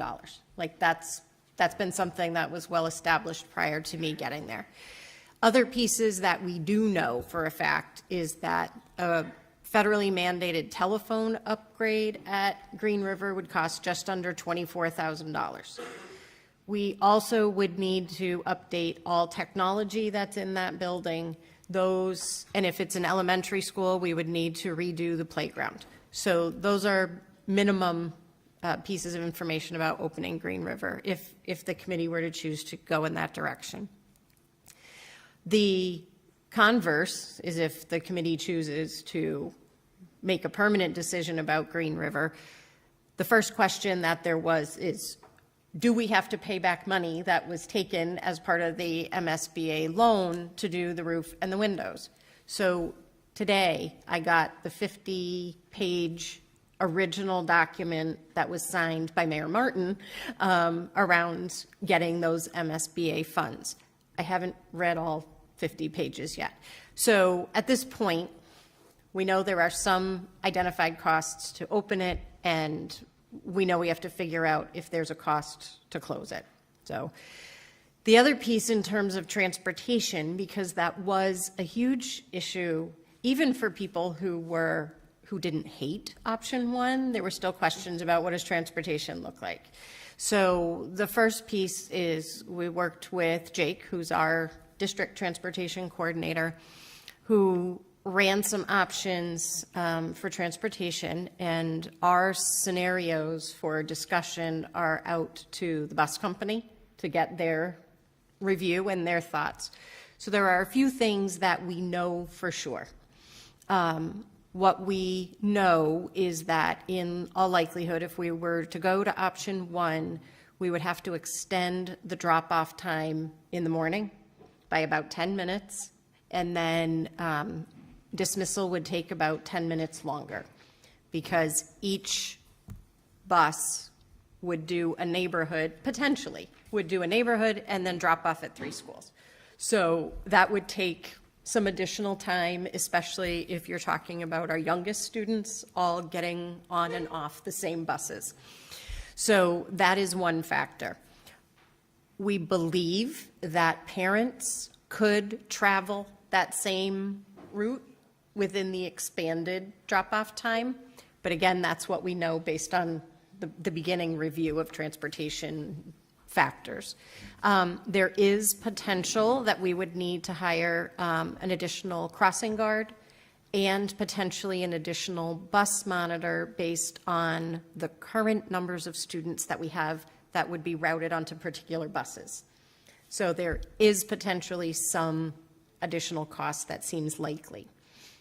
We are waiting to get a review from Kosmeskis before we go much further. So theoretically, it could be done. It would have some impact on time. We believe we would have to extend the workday for some people to supervise students during that extended drop-off and extended dismissal, because they would be coming at a longer period of time, so that there is some potential. We discussed the potential in the morning of being able to utilize our morning before school care at all 3 elementaries, but there likely would be some financial impact for increased staff to supervise our students. So that's the beginning of looking at the transportation. We did discuss that it would be beneficial for this process for the committee to review the current transportation policy to ensure that we want to stay with the walking versus bus pickup distance.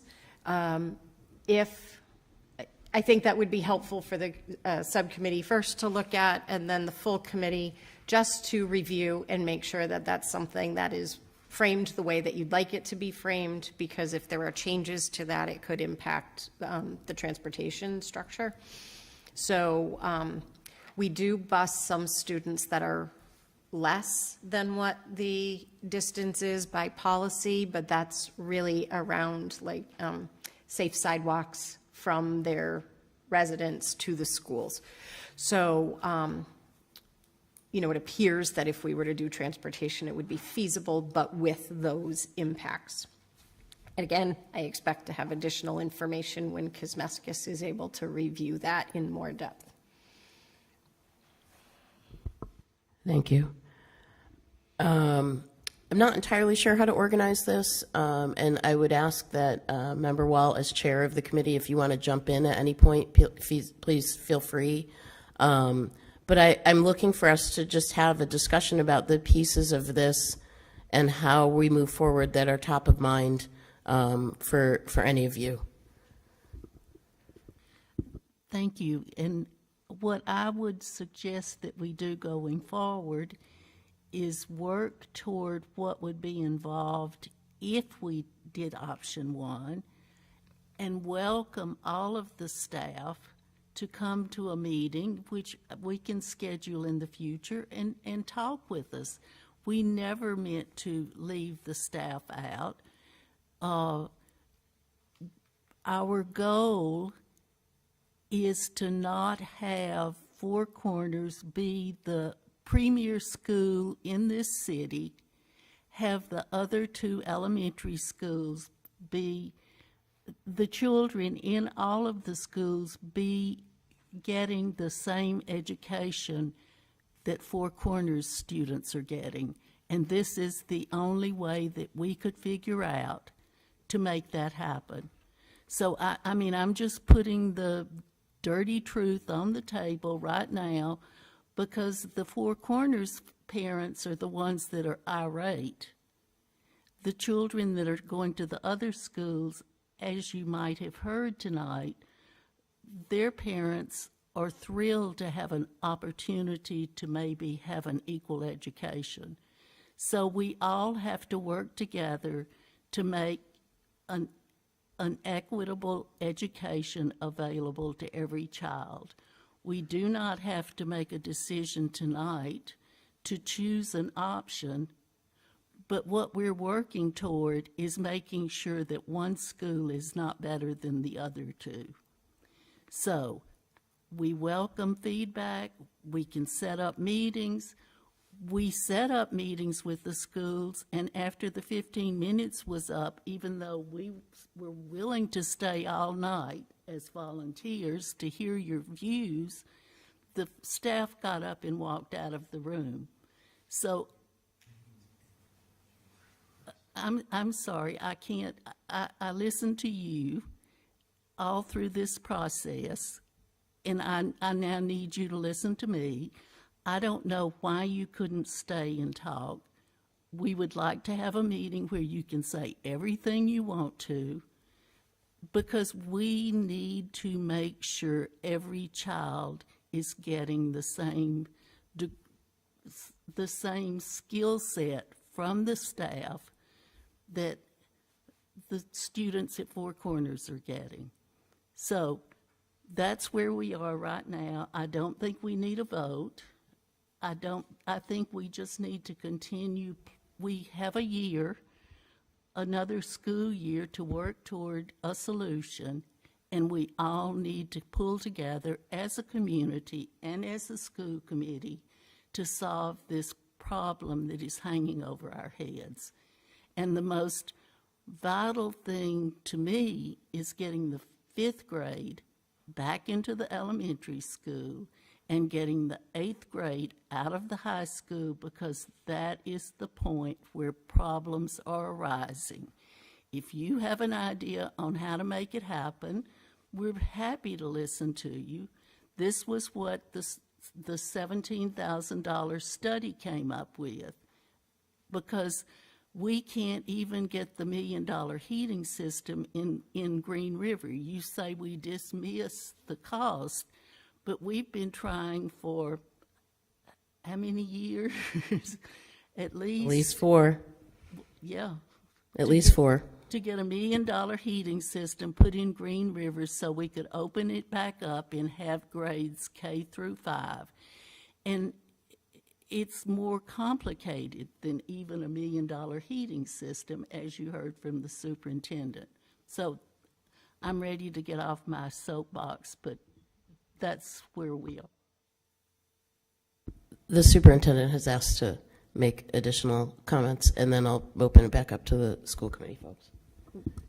One of the things that I think we need to do regarding any of these options, which we haven't done yet, so we don't even know if any of these options are viable in terms of space.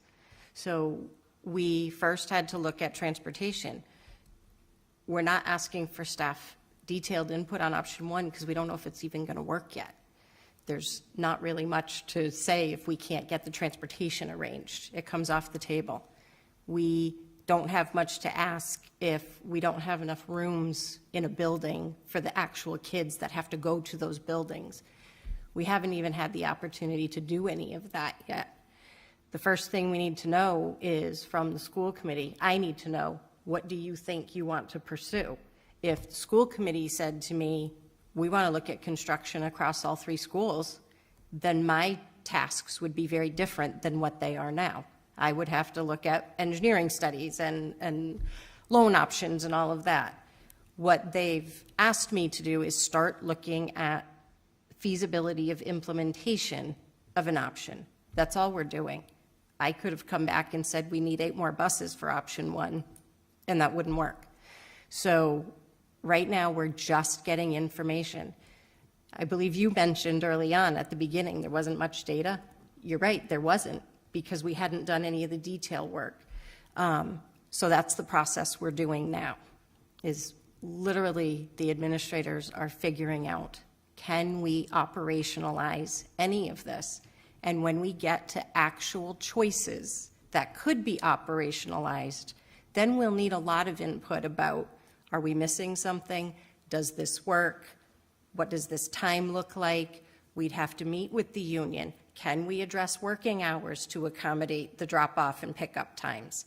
So there's a lot of pieces that still need to be figured out, and until then, we have no idea what's optional. So that's just what I want to share in terms of, I don't have a preference yet other than we need to figure out what works. I will say what I don't think is feasible is moving a group of kids periodically based on school enrollment. Whatever option we go to needs to sort of stick, because that, to me, is the most inequitable thing, is to change students that live in particular neighborhoods based on varying enrollment. So outside of that, I think we have very open minds about what is optional, and nothing's been decided yet. That's it. Thank you. School committee. Mayor Rita Gardner, go ahead. Just looking around to see if anybody else. You may say whatever you like, of course. I would hope that you might also comment on the appetite for construction and or renovation at our elementary schools. I was going to address that as well. Thank you. So probably the best thing I heard was we do not have to take a vote tonight, because in my initial review, and I've got it all tabbed here, so I've looked at it over and over again from the time we received this to just this week. So my initial statement would have been we simply don't have enough information to take any kind of vote tonight. And I wasn't at the last meeting because I had COVID. So I was in isolation. So you wouldn't have wanted me here. But of particular concern to me was every single one of these options that was put out, that NESDAQ called out, has a cost to it. And a couple of them, that they offered, it wasn't really clear because they didn't offer it on each one, was what it would cost, that there would be a cost to adding on to a school, if you could even do that. That isn't even clear yet either. So before we picked any option, I think that's what I want to say. Before we picked any option, there would be some basic level cost out that we would need to do. Of particular interest was in each one of them was just simply the internal costs of reconfiguring a building. So I think we have to have a better idea. We may have to narrow it down to one or three options and cast off the others. So the most significant cost would be to add on to a building or whatever we might end up doing, including Green River School. So the way it works is, I think you would have to plan. Someone said this evening, it might have been the young woman named Anna. Can't remember. A lot of people spoke. She's sitting right there. She's still there. That this is something that might have to play out over several years. And the reason that would happen, anything we would have to do for construction would have to play out over several years because it'd have to be added to the capital plan for the city.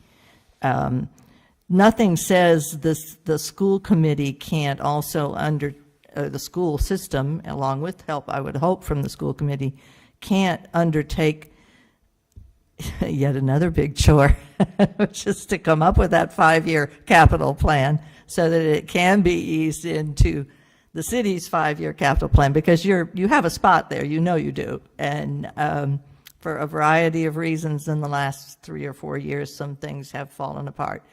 And we're just now sort of getting in that flow of being able to look at the future and try to put the past aside. So I would encourage us to certainly also, along with costing out transportation, also cost out what some of the significant costs, both internally within each school that we might choose to be a part of the reorganization. But as we look forward, what do we need to do? We've seen our enrollment go down considerably. Maybe in the numbers, I look back at them, in light of what we now know are the enrollment numbers for this year, there was no way to know when they did this how accurate that would be. But those things fluctuate. We might have a small spike, but we do know that it will take a few years just to get back the students that we've lost. So I think that I don't have a particular preference for any one of these. I haven't made up my mind yet, probably because I don't have enough information, but I am very committed to the fact that we do need to get the 5th grade back in elementary school and then the 8th grade in middle school. That I am, so I think we would start with that parameter as well. So I'm anxious to be a part of any discussions that go forward. I'm sorry I wasn't at the last meeting. And I'd like to hear from the teachers. I heard a lot about the option that you didn't want, but do you have an option you do want? Same as you. Oh. Same as you. Okay. Well, at least we're on the page. I assume that means about the 5th grade and the 8th grade? Yeah. So I think most of us here probably feel that way. But so I'm still all ears, and I still want to see us work towards a solution, but it doesn't have to be today or even tomorrow. Thank you. Other comments from the committee? I saw Member Deneen first, and then Member Johnson-Musad. I'd just like to say that if any staff or parent wants to send their feelings about it, if they feel like we didn't hear them at the 6 meetings, please send it in. Like, no one sent me an email about it. I'd love to hear their thoughts and their feelings about it. And if it's an issue of privacy or what have you, you want to be anonymous, that would be great. I just love to hear from somebody. I haven't received one email about it, other than just how they felt about option. You did get an email from Marguerite Rancourt. I did about option 1, but I haven't heard anybody talk to us about other option possibilities. That's what I would like to hear about, because people have said, well, then maybe there's other ideas. Maybe if we, don't look at just option 1 through 4, maybe we can talk about other things. Multiple people have said that, and I'm sitting there thinking, ooh, I hope somebody emails some other ideas. So I guess what I'm saying is, please bring those forward if you have them. Please don't hold it close to your chest. Like I echo what Jean says. It would be lovely to hear that, because we haven't heard anything alternative. So we're just going with what we have in front of us. I'm on the subcommittee, but I feel like I need a refresher myself about what we did, because I feel like I was at a meeting with staff listening to people share their responses to our plan. We had a session like that, right? I feel like I heard a lot about.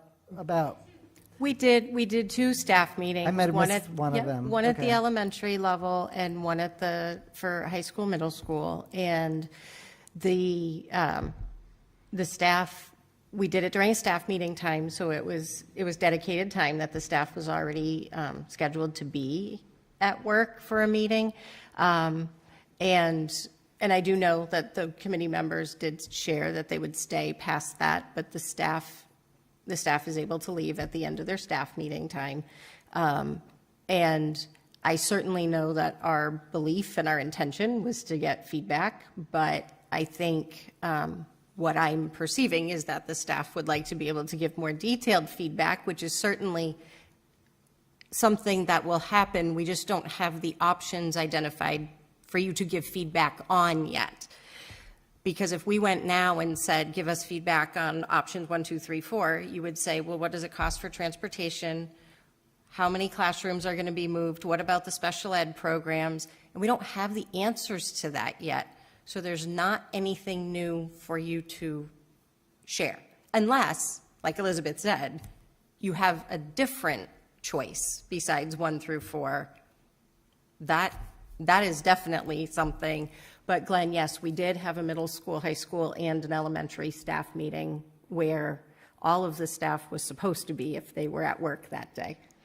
Yeah, and I remember hearing some pretty robust feedback at the one I was able to attend, and I did recall some staff staying after and talking to us and sharing feedback, and I appreciated that. And I see you, I heard you.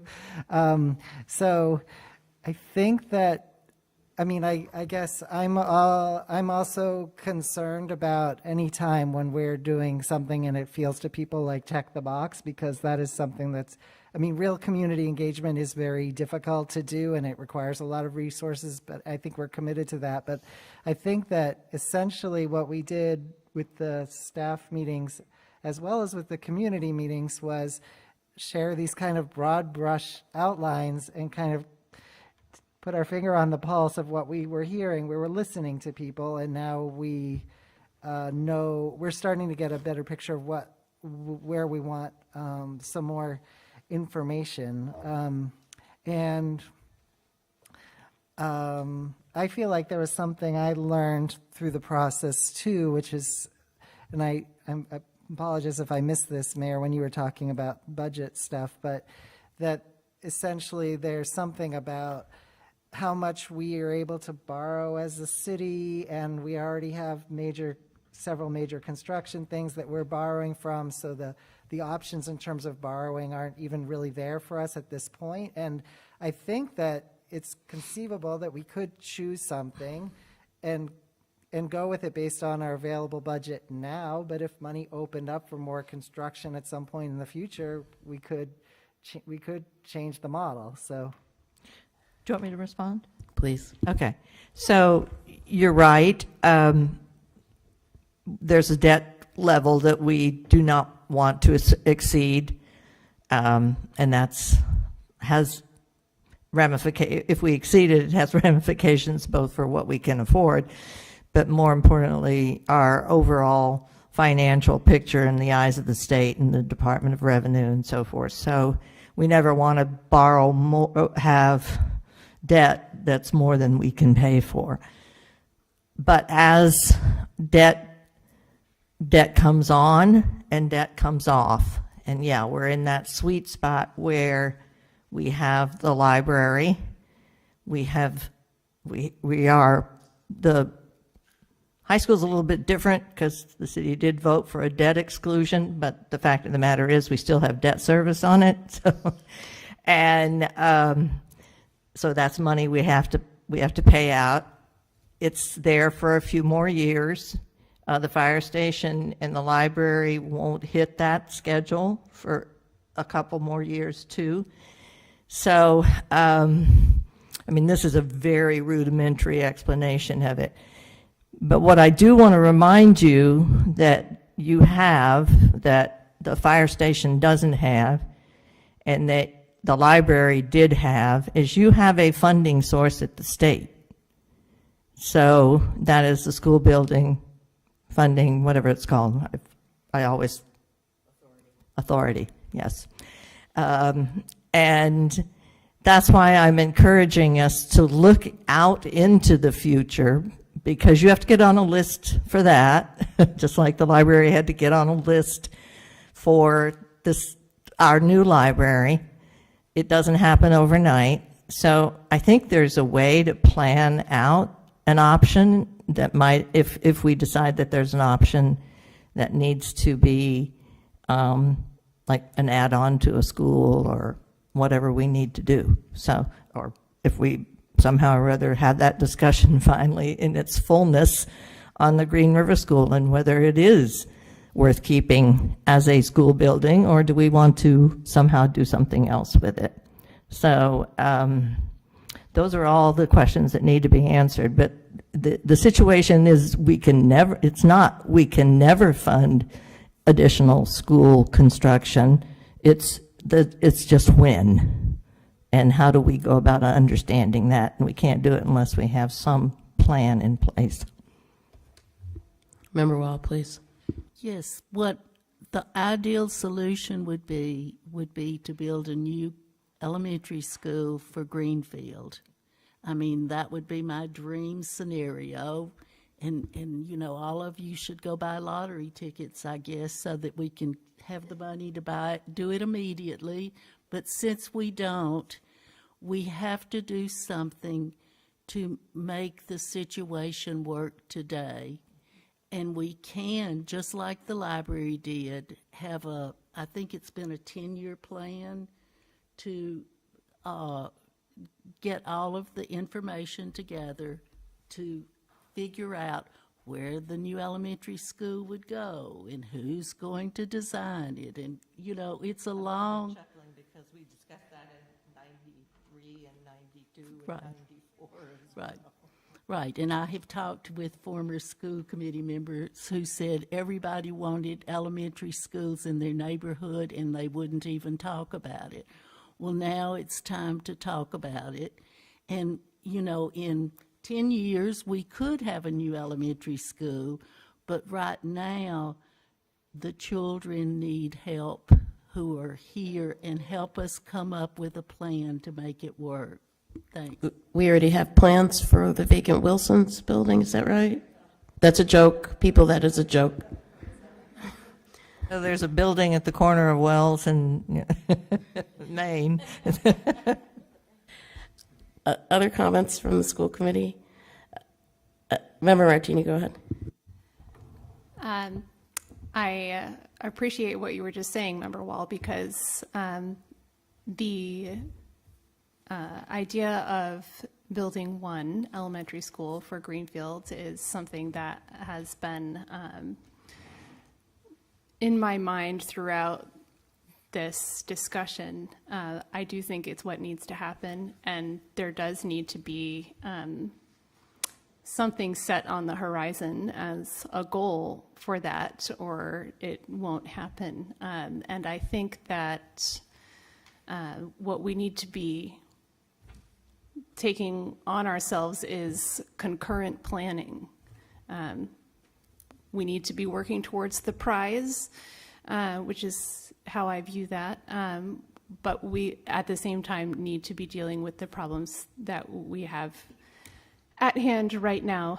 I do not want to lose sight of what is happening to our fifth graders when they are transitioning to the middle school.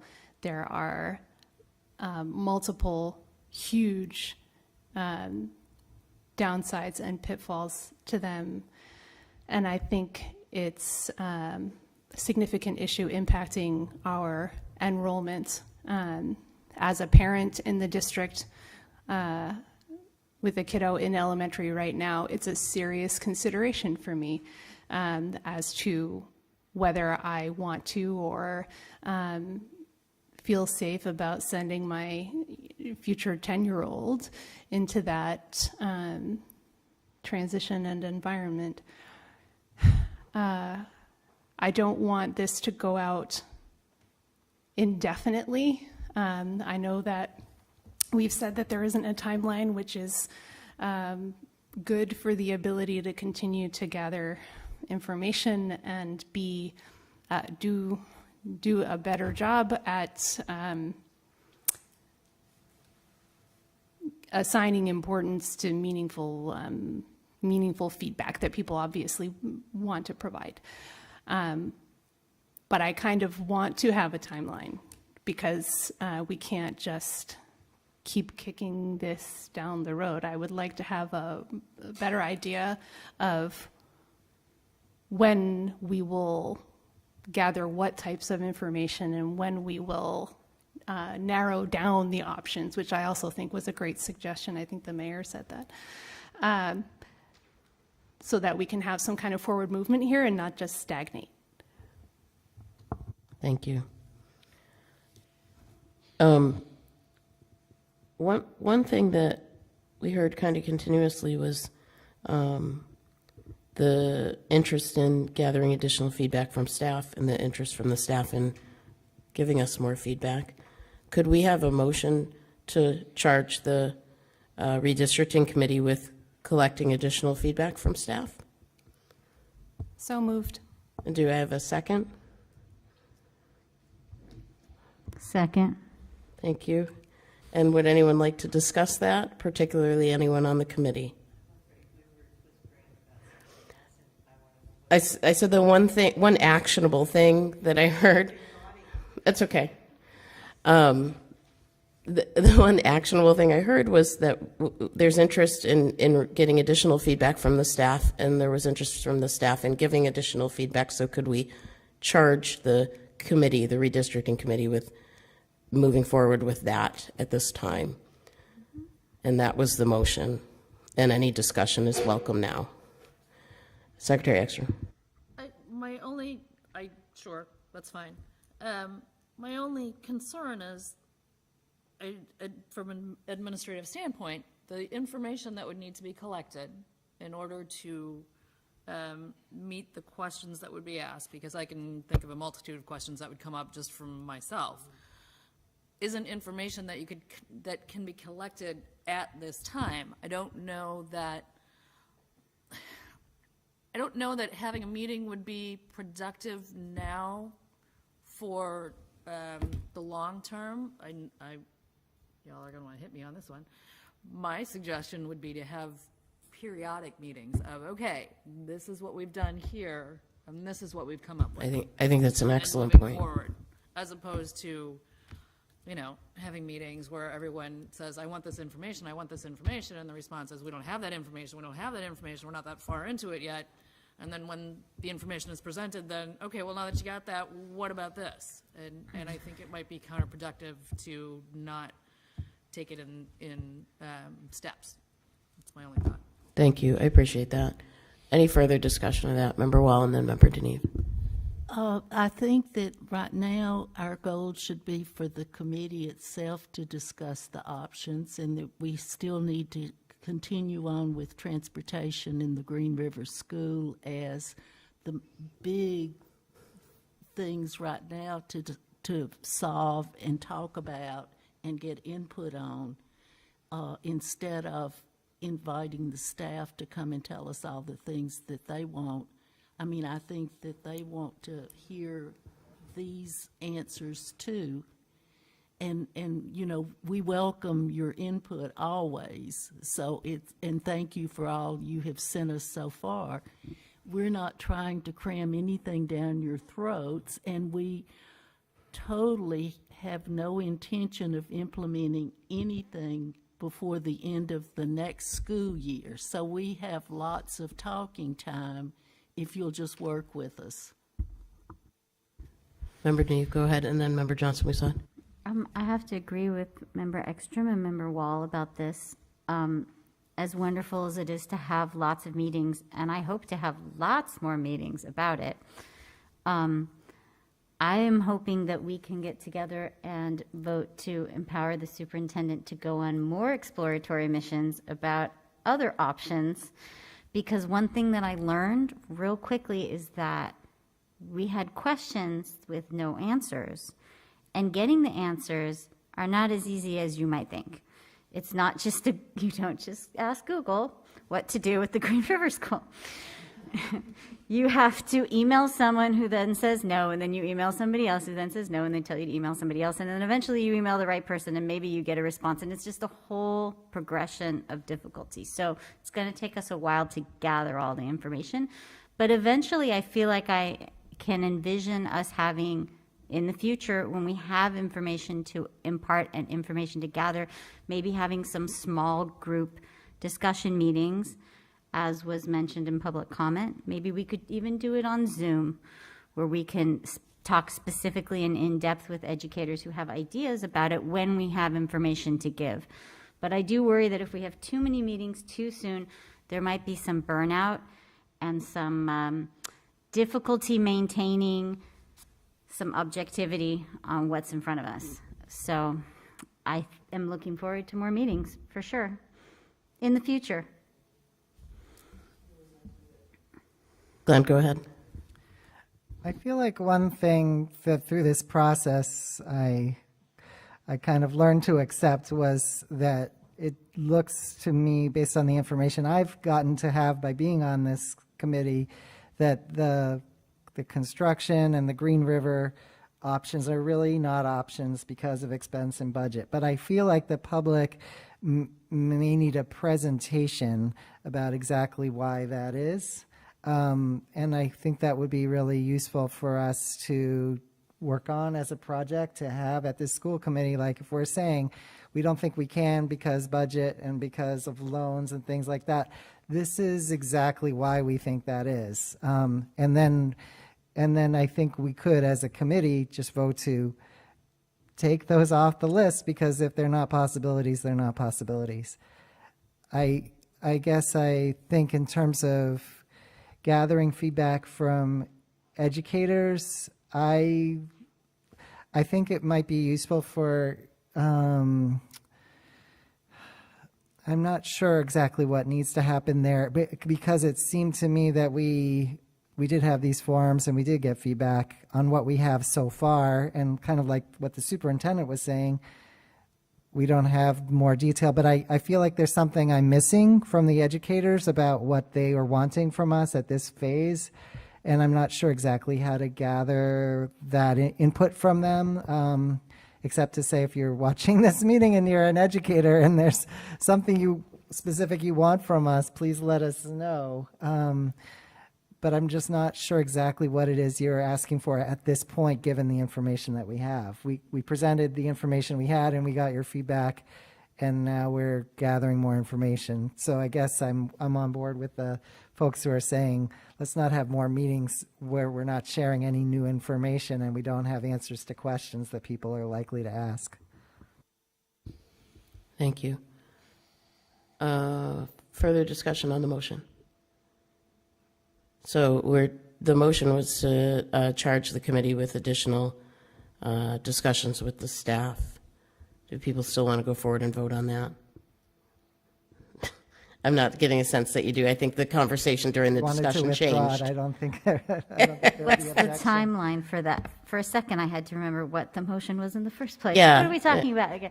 I think, and I think right now it's fine for us to have an open discussion. I do also want to highlight what both the mayor and member Martini stressed in their comments, which is it is possible to make a plan for that brand new elementary school that we might want, or we do want, but we cannot wrap that up in the dynamics of a district that needs certain things in the near future, not 10 years from now. And so perhaps there's a role for planning and construction or another entity to help with that process at this time of the concurrent planning thing. Who made the motion? Should we withdraw the motion? What's the process for withdrawing a motion? I made the motion. No, I didn't make it. You made the motion and I seconded the motion? I think you asked for the motion and I made I think you, I think, yeah, I asked for it. I don't generally make the motion. Unless I'm trying to be petty or prove a point, and I wasn't at that point, at least. How do we withdraw a motion? Are we all good with just? I think I would have to withdraw it, but Yeah. But I am really concerned at the sense of being slighted or dismissed by some of our staff. Sure. And I don't want to compound that by saying, well, we thought about asking for more input from you, but then we decided not to. We could also amend the motion, friendly amendment, to charge the redistricting committee with continuing their work based on the feedback that they've heard this evening. I'm just interested in what the timeline is. That's what I'm would you getting like us at, to is have timeline. meetings So next month, or are we thinking, and you know what I mean? Can we get an idea of when it would be feasible to have a presentation, like Member Johnson Musad was saying, about the costs associated with the options involving Green River?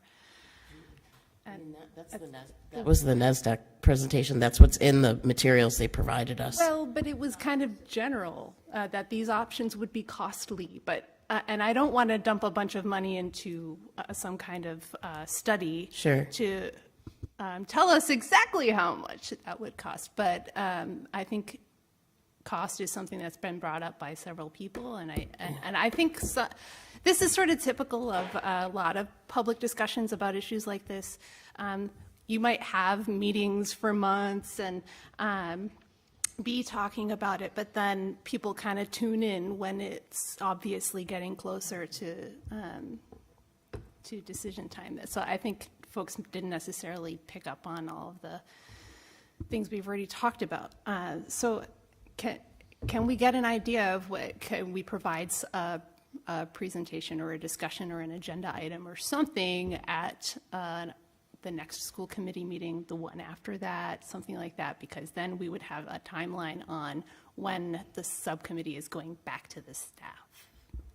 Okay, so Sorry, that was really that's long-winded. fine. I saw Secretary Ekstrom. I want to also interject because I held off from saying this one piece, and I think it's important to put it out there.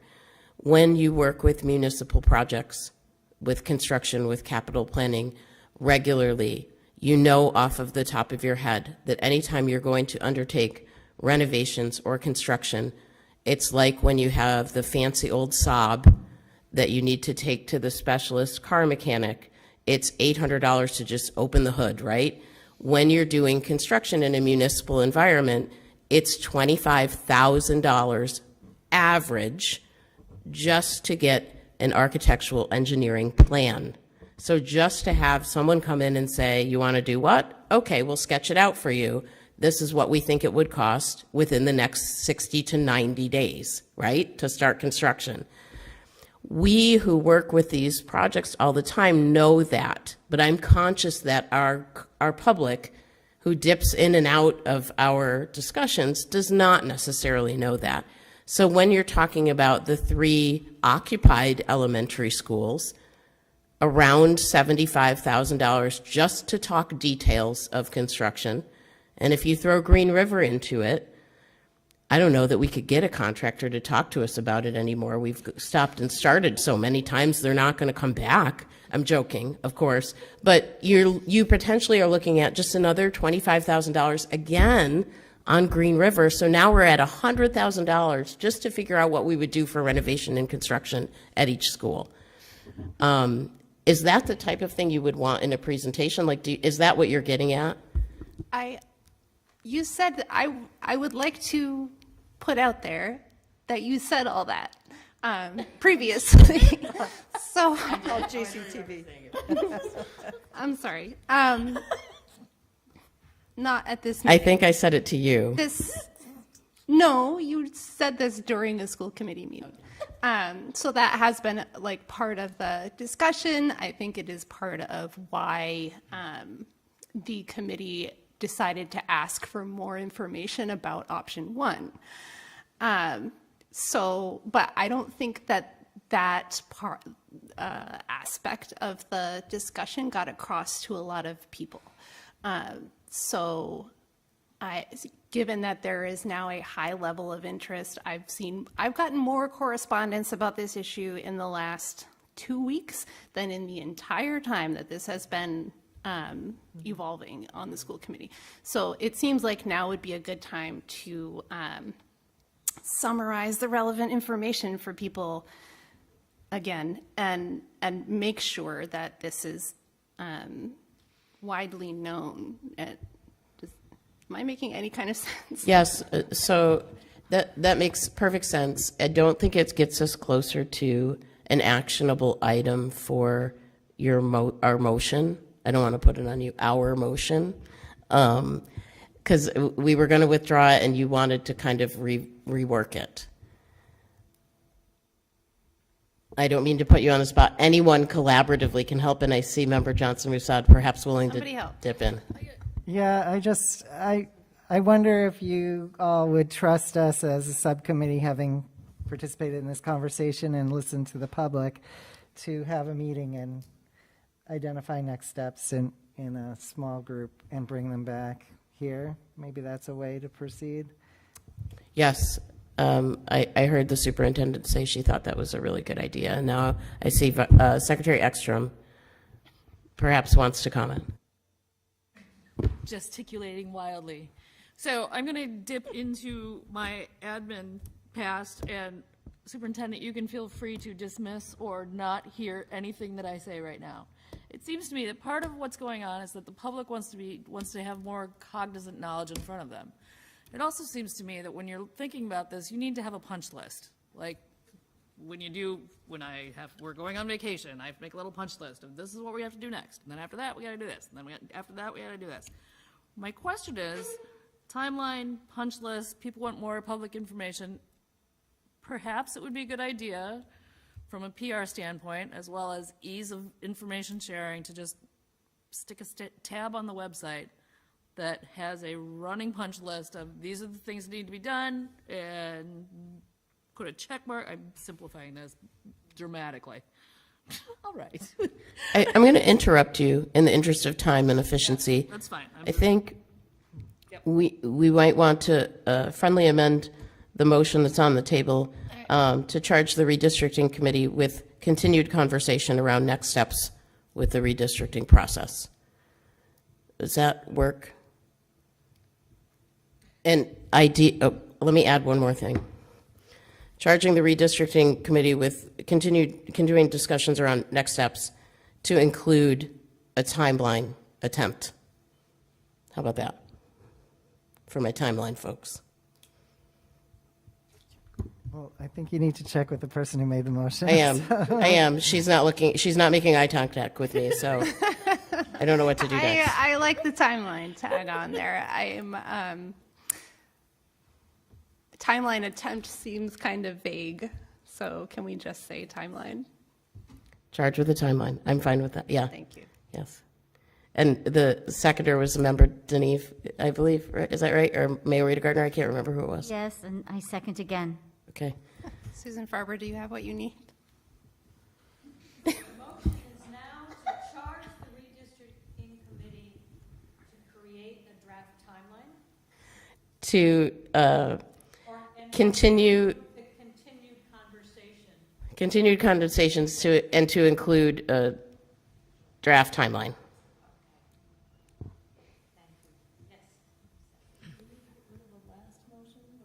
No, we friendly amended it to death. It doesn't look like the original motion, but it's still there. Any further discussion? Mayor Rita Gardner, please. I just want to remind everyone that this started as a motion to have the committee check in with the teaching staff.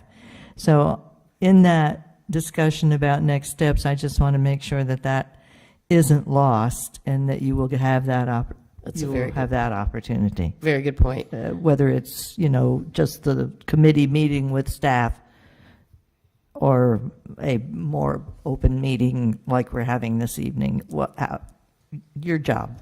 From your lips to the chair of the subcommittee member Wall's ears. How about that? Further discussion? And let's move to a vote. Are there any abstentions? Any no votes? So that passes unanimously. Okay. We need to move on. Yes. Thank you all. Thank you for tackling also those items out of order, but I think originally when we started them, we may have been at our freshest. I'm not sure we're at our freshest anymore, but we'll keep moving. So we are on to item number 5/6, reports of the administration, beginning with ASKP. Please. Thank you. Quick and easy tonight, so we'll get through this. With professional development, we hosted CKLA amplified trainers at each elementary school and middle school last week. The trainers stayed for the day through collaboration meetings and the faculty meeting and got to observe classrooms, got to connect with teachers at collaboration and discuss the curriculum resource, and then stayed through the faculty meeting to address any further questions that staff had. It was really a successful experiment. We're hoping to continue that work in the coming months as well and have them revisit. They gave a lot of good feedback on glows and grows and what's been going well and some areas for thought for all of our educators and our principals. So we appreciated their visit and look forward to continuing that PD. Today we had another DESE High Quality Instructional Material Professional Learning Network on the high school math project. The team has finished up illustrative maths field tests this week. They will start reveal math on Monday, March 13th. Today we got to compile some teacher feedback and student feedback on illustrative math, and we went through that with our DESE partner, and we're looking forward to finishing the reveal math field test before April break, and then we will have a meeting with stakeholders to compare and contrast and see where our choices lie. With regards to grants, Title I just did another engagement opportunity for all the schools K through 7 in literacy math challenges over February break. The interventionists have been slowly providing me with feedback, and our numbers have increased since December's challenge. So we were really excited that more kids participated and took advantage of those opportunities over break. Our turnaround grant, we are now in the midst of DESE ILTs, and we've been working with the statewide system of support team. We met Monday all day. We toured the district. We toured buildings with them. 3 members were on site. We met with each principal and collaborated on future instructional leadership team agendas. And there are representatives from the staff on each of these teams, 2 at AEL, 4 at all of our other schools. Our work is to unify the district's goals to analyze our student data, review instructional practice, and ultimately improve student outcomes. So it's really exciting to all be on the same page and have those conversations. And lastly, I had the great experience on Friday to participate with UMass. They had an internship day at their Springfield campus downtown. The principal of the high school, middle school, and a staff member of the high school came, and we got to do mock interviews with 33 future educators that are going to be part of the UMass program. And it was really exciting to be re-energized by all of these young educators who are excited to get into the field and excited to be part of our district and really want to come here and intern with our such highly qualified staff. So we look forward to collaborating with UMass and seeing what candidates actually have fulfilled their application to UMass and can come on board next year for a 180-day program. It was a really great day, and appreciate UMass thinking of us because they have really turned it into a Springfield 180-day program, but since Greenfield has been such great partners with them over the years, they kept us included in this so that we could continue to house their interns. So very exciting. And that's it. Thank you. Thank you. Questions from the school committee for the assistant superintendent? Don't be shy, Member Martini. We know Fine. you've got Everyone questions. looks at me, right? Okay, I only have like 2 because this is the point in the evening where I have lost my ability to string sentences. With regard to the math, if I have asked you this before, I apologize because I don't remember what you said. If you anticipate a similar project with regard to elementary and middle school math curriculum? Middle school already participated in it 2 years prior to my position. So the year before this role, they actually participated in the adopted illustrative math. So they are in year 2. And then 3 years ago, the elementary schools did it and adopted Eureka Math.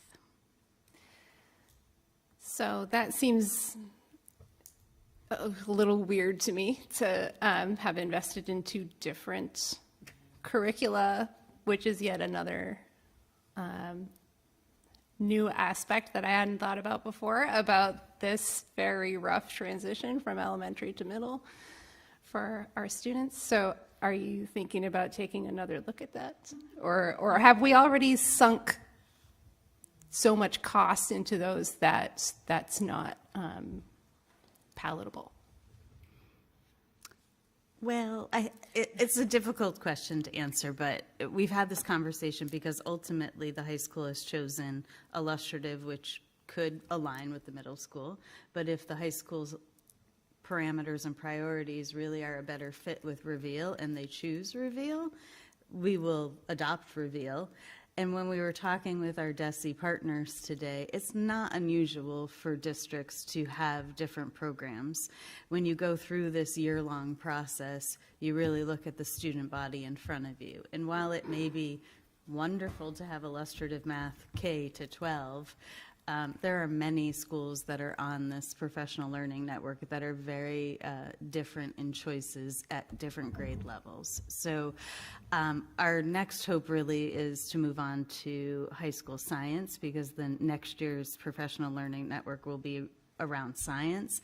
And with the adoption of a new ELA curriculum K through 7 this year, to put an extra add-on lift for elementary staff to have to adopt a new math program or to switch the middle school to a different one is really food for thought that we need to have more conversations on. Right now, though, DESE's kind of advice to us is to see a program through 3 to 5 years and see the effect it's having on student outcomes, and then start to think about if you really do want to shift and have a change. Okay. Sorry. You look like you want to say something, I do. Christine. Yeah, we're getting too good at this, Member Martini. One thing I'd like to clarify is these are the resources. We're always teaching to the standards. So the use of the resource, it's teaching strategies, but we're really teaching to the standards. So those won't vary. The fifth grade standards are the fifth grade standards. And when I got here, Karen and I had the exact conversation that you brought up, like, why did we do this? It was done before us. So there are ways when we have the opportunity to do more in-depth curriculum writing and alignment that we can ensure that there aren't gaps between what one resource may have included and what the next one includes, so that we ensure that we bridge those between grade levels if there are any. So we've had that explicit conversation. Great. I understand pretty well the district's choice in CKLA because of how that curriculum aligns with strong evidence for how students learn to read and write. I'm not sure I understand that as well with regards to why the district is considering the 2 particular math resources that are at hand. And using, as best we can, evidence-based practices helps the most students, including students who come in with a disadvantage, whether that's socioeconomic or because of a learning disability or other issues. So I'm wondering if we could have some more information about the evidence base for the 2 under consideration. Yes, I can share the cure rate and ed reports on both of them. They're both rated green, which is the highest rating you can get. I think I we've included seen them those. a couple. Yeah, a few months ago, yes, didn't we when see them? first started, but I can reshare them. But they are vetted through Curate and Ed Reports and approved by DESE and rate green, highly evidence-based curriculum. I think that wasn't quite what I was looking for. Ed Reports and resources like that are pretty broad, and I'm specifically interested in the potential impact on disadvantaged students. And particularly our disabled students. So I would like to have some perspective on that. Is that something that you would be able to talk about next month? I'm going to interrupt. I would prefer that Vice Chair Martini have a conversation one-on-one or two-on-one with the superintendent and the assistant superintendent about that. I don't see that it falls within the parameters of the school committee. If we had policy goals that we were trying to achieve related to that, then we could address it that way. But right now, we don't have policy goals like that. I think it's unfair to ask that in this format right now. It's a little bit outside of our lane as school committee members. But I know they would take the time to talk to you about it. Okay. And I also know that should we want to pursue policy goals related to things like disadvantaged students, low-income students, whatever the things were that you so importantly said, we should work on that as well at the policy level. Okay. I would be interested in the committee considering some policy work around evidence-based instructional practices, actually. So that might be something for consideration for the subcommittee. And thank you for that. And just one other question. I wondered how and when will the stakeholder meeting that you mentioned be announced for people? So we did it through the school councils at each school. So it'll probably be the May meetings, only because they will not be finished with the field test until the April breaks.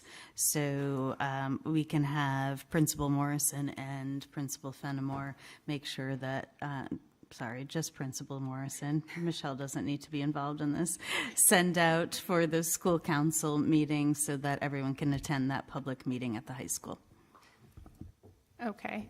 I would just want to note that in the past, school council meetings have not been disseminated very well. I recall this when stakeholder meetings were happening in regards to the ELA curriculum. It was hard for me to find information about them on the school website. I found conflicting information about them. I would receive information in an email 2 hours before the meeting was to take place and things like that. So I would just want to make sure that meeting announcement is put out well in advance and make sure that the info is accurate and goes out in several ways. Thanks. I like to go after Vice Chair Martini because she always asks the questions that I'm thinking, but better. So I just wanted to piggyback on what she said about the student council, because when I was a parent, the middle school, I tried to get involved at student council meetings and literally could not get the information about them or attend them. The link either didn't work or nobody knew about it. When I called, there was no information. So I'm hoping, in addition to what Vice Chair Martini says, maybe someone could go through and check all of that information on the website and make sure that it's accessible, works on the calendar and such. So I also had a similar issue. I think you meant school council. I'm sorry, yes, school council. It's very late. My brain is also not working. Any other School council. comments from the school committee? Mayor, are you? Okay. Okay, so thank you, ASKP. We'll move on to the report from the superintendent. So the first thing I'm going to do is do an ad lib from my report, because we're in the process of reviewing all the information on the website that has already been happening. It is beyond the most tedious activity I could ever comprehend. There are thousands of pieces of data that are included that are years and years old, and I am clicking every link to see if it is something we need to archive or keep, because we will be updating the platform for our website in the next few months. So it is in process, but it is like watching grass grow, just so you know. It's a Herculean task, I know, personally, and Yep. so I am so thankful that you're doing it. But we're doing it. Amazing. Caitlin Von Schmidt's extreme sympathy, having just done that. Yeah. Yes. But anyway, so we are in process of that. The other thing I want to, no, I'll add that after. So one thing I want to share is last month, Glenn had asked about, I believe you asked about getting student reports out, or it has come up. You're my context for that comment. But, okay, so we are going to do that. Derek and I are working on the best way to do that because teachers feed the information for the compilation of the student report. So we're working to either get it as part of the school committee materials, which would be shared when they're shared out with you, and or posted on the high school website after the meeting. So, but we are working actively to get their student report available to the public because there's a lot of information in it and some things that people would want for reference. So we're moving on that. I'm going to do my celebration last. So the first section of my report is called Celebrations. I'm going to do that last. I am very pleased to say that we've hired 2 new staff for the district. We have an IT director. John Grimaldi has joined us, and he has public school experience as an IT director as well as corporate, and he started on Monday. So we're very pleased to have him. He hit the ground running. And Mike Savinis, who was our interim director, is exceptionally pleased that John is on board.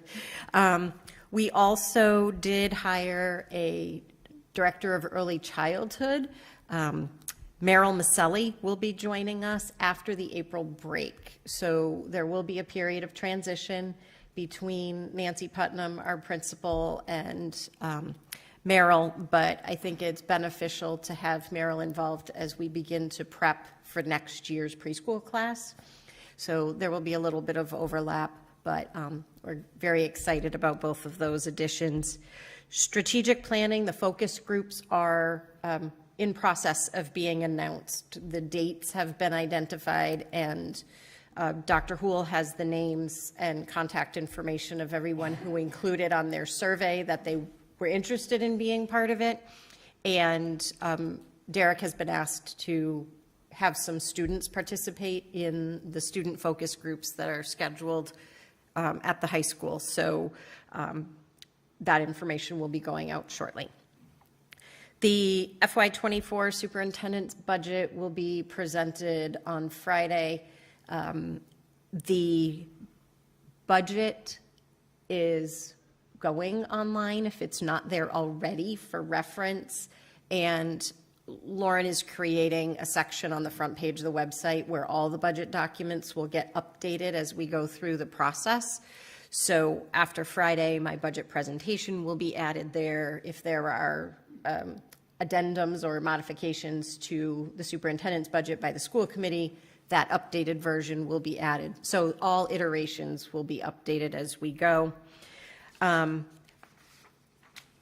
participated in a webinar or a virtual meeting with the Massachusetts Taxpayers Association today. That's a private organization that does a lot of work analyzing school and municipal funding.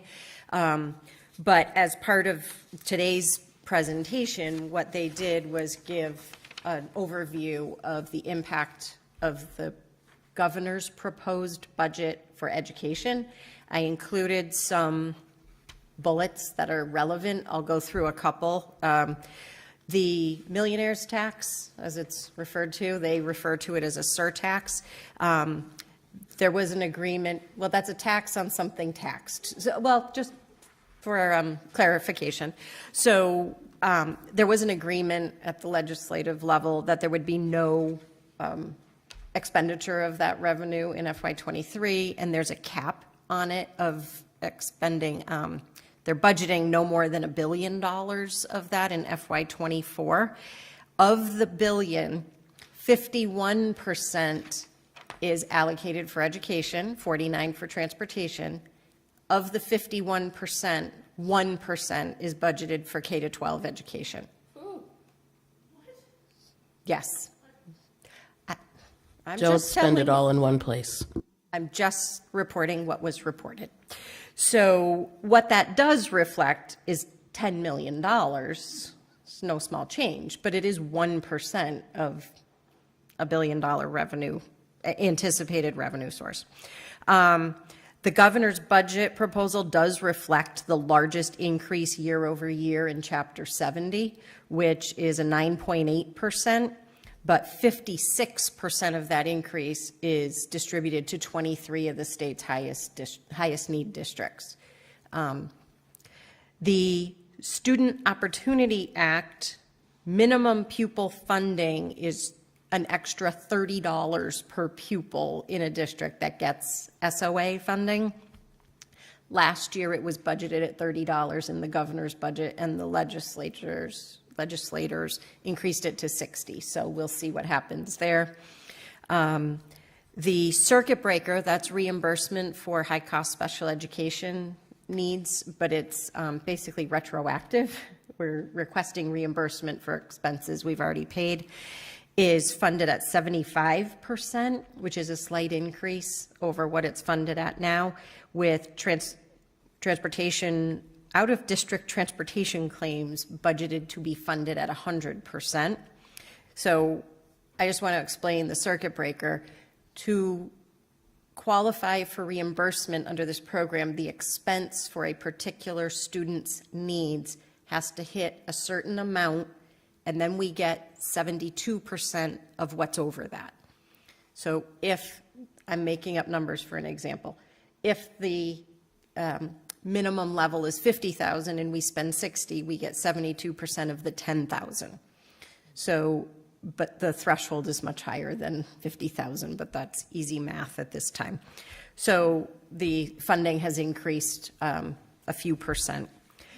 The governor's budget also includes increased funds for extraordinary relief. Extraordinary relief is districts can apply for additional money for special education costs that were unanticipated or exceptionally high. One of the places that the extraordinary relief is being talked about is in regard to the 14% increase in out-of-district tuition costs. So if a student needs to attend an approved out-of-district program, this for next year, those programs were allowed to increase their tuition costs by 14%. Extraordinary relief would give districts some relief from those costs. However, we're being told that the circuit breaker threshold applies. So it's not, we're going to get all 14% back. And for our district, it's almost $500,000. That 14% represents almost $500,000. So just context. Funding for free school meals is being addressed apparently in a supplemental budget. It's not in the FY24. Statewide enrollment for the first time since FY20 saw an increase, but statewide the increase was only about 1,400 students. So in FY21, I believe it was about 40,000 students left the state. Now we've gained back 1,400. The vast majority of the students that the state has lost are elementary.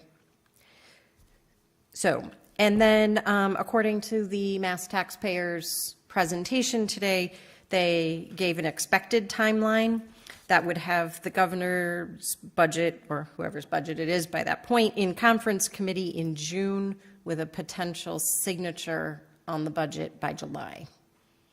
So those are the highlights or lowlights depending on your perspective. Don't forget about your celebrations. Oh, I won't. Okay. I won't. I'm turning back. The other piece was that on Friday, while Karen was at UMass, I was able to attend a superintendent's meeting with all the legislators from the area. So I was able to sit with other superintendents from this area with Joe Comerford, and we were able to talk primarily about the governor's budget. And she has solicited specific questions from her superintendents that can be presented at the Ways and Means committee meeting. So I certainly submitted some questions about the extraordinary relief cap, and Andy had some questions that we forwarded to her. So that was a wonderful opportunity, and I know I appreciated it, and I think the other superintendents did as well.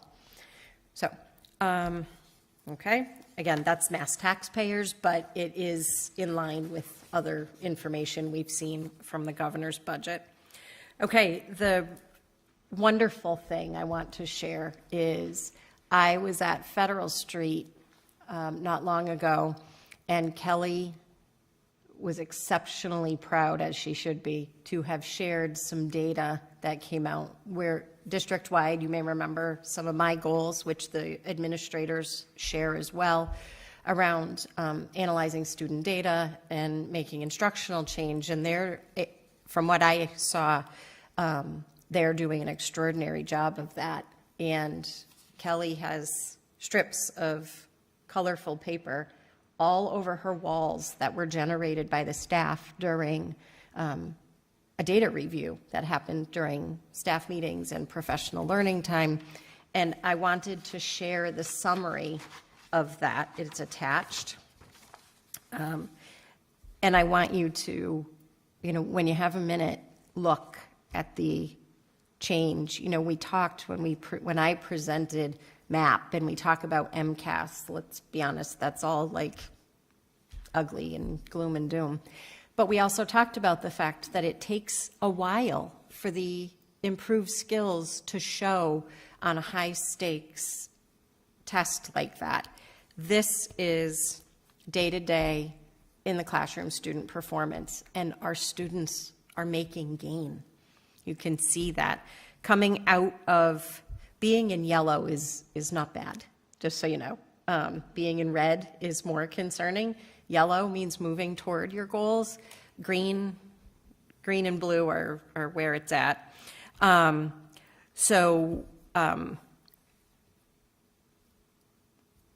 Everything here shows improvement. All grade levels had areas of improvement. Each individual classroom, not that they're identified on here, but each individual classroom had areas of improvement. So this to me is worth celebrating, and I did communicate with Kelly and hope she has shared it with her staff how this is just fantastic. It's impressive. I know it's not where the staff wants to get, like Kelly's talking about all the next steps they're already talking about and the changes they're talking about making in instruction, but this is where it's at. So that's why I saved it for last. Thank you. Questions or comments from the school committee? Mayor Rita Gardner, please. I just wanted to thank you for that. What's interesting to me about it, just thinking about the strategic planning meetings that we had where we would see such dismal results. Yep. Just to see this in that short period of time is great. So yes. Thanks. And I'm realizing, I'm sorry, there are some acronyms on here that you probably don't know. ORF is oral reading fluency, so their ability to rapidly decode words. DIBELS is our test. I'm looking at what else is here. PSF. Oh my goodness. All of our elementary teachers are gone. PSF. Yeah. Segmentation. Yeah. It's phonemic. It's segmenting words. Chunks. Sorry. So that's all I've got for you tonight. But phony. Yes, phoneme segmentation. Yes, thank you. Sorry, I just realized there were initials on that page. So, other comments or questions from the committee? Secretary Ekstrom. I don't want to bring the room down, but I just want to revisit your third bullet from the Massachusetts Taxpayers Association. Oh, that's less exciting than the Federal Street stuff. Absolutely, and I by no means do I want to downplay this Federal Street, because I was reading it and making me happy and almost getting me to forget this crap. Anyway, this stuff. Of the 1 million, 51% is allocated for education, with 1% of that used for K through 12 education. Yes. The 1% equates to approximately 10 million across the state. Yes. Yeah. That's what I figured, but I just wanted someone to say it out loud. All right. That's abysmal and appalling, and I don't know why anyone would would be excited about having voted for something that would equate to $10 million. I don't think that's what we did. That's what I'm saying. Other comments? Please, Member Johnson-Musad. Well, I just have I don't know if they mentioned where that money is going. Is it going to pre-K? I mean, that would be great. A chunk is 14% is going to early childhood, and the remainder is going to higher education. The remainder of the 51%. But I do agree with you, 14% of $1 billion to early childhood, I mean, that's, that helps everybody, in my opinion, so. Yeah, that's going to have impacts on our outcomes as well, so Yes. it's not all bleak, but I guess I would just want to, maybe Senator Comerford can share some more information with us about why it's so much is needed in higher ed. I think she's one of the chairs of the higher ed committee or something. I can inquire. Please know there is much more information out of the Mass Taxpayers presentation, but I wanted to get bites that I thought would be relevant, but they are supposed to share the slides, so I'd be happy to forward them. That might provide more information, but I also am happy to ask. I can get in touch with her and ask as well. Other questions or comments? Member Deneen, please. I had a question about the budget hearing on Friday. What can we do in the future to have it not happen at 11:30 a.m. on a work day? Is there something that we can implement so that that doesn't? We try our best to schedule everything at times that are accessible. This was an exception. We were not on a timeline that had detail in the budget that we needed to post it appropriately when we wanted to. I explained that to the City Council. I explained that to you privately today. We've worked with the city to make sure that we're doing our best to meet the mayor's timeline and also meet our obligations under the charter and the open meeting law. We are doing business of the schools, and the schools operate during the day, and we're doing the best we can. Okay, but this isn't a contentious question. I'm asking what can we do in the future so that this doesn't occur again? Because in the past years, it's always been at 6 p.m. So could we, when we make our calendar, could we perhaps mark these benchmarks that need to be observed? I hear a sigh. Did you want to chime in, or? So we do our best. I'm not We saying tried. anybody The isn't original doing their plan best. was to have it at 6 p.m. on, I believe, the 9th, the 2nd. We Okay. did not meet that. We do our best every time. No one's I saying think you're we not have doing your learned. best. I think we have learned. The public finds us accessible for issues that they want to address, regardless of the time of the meeting. Okay, no one's saying you're not doing your best. I'm just thinking of the future of how next year maybe we don't do this because 11:30 is when people work. That's all I'm bringing up. I think it's a valid point. So since this is on Zoom, the recording will be available later. For example, I cannot go because I'm working, so I will have to watch it later and then send my questions to you. So, but I feel that it's worthwhile to ask because I only heard about the reason why by watching the city council meeting, and it frustrates me that that's how I learned why this was happening the way that it did. Yes. Any other questions for the superintendent? Member Johnson-Musad. I just wanted to appreciate Member Denis for asking those questions, and I think it is something that we can look at for next year. I mean, just constructively, what were the things that have been positive about our budget process this year, and what are the things that can be improved in the future? And I hope we can do that. Maybe set a date now for when we hope to have it, at least there's no reason why the calendar's the same every year. There's no reason not to pencil in a date to at least have as a goal. Any other questions or comments? Okay, so we also agreed to have the budget update under the reports from the administration. That is item number 2 from the agenda.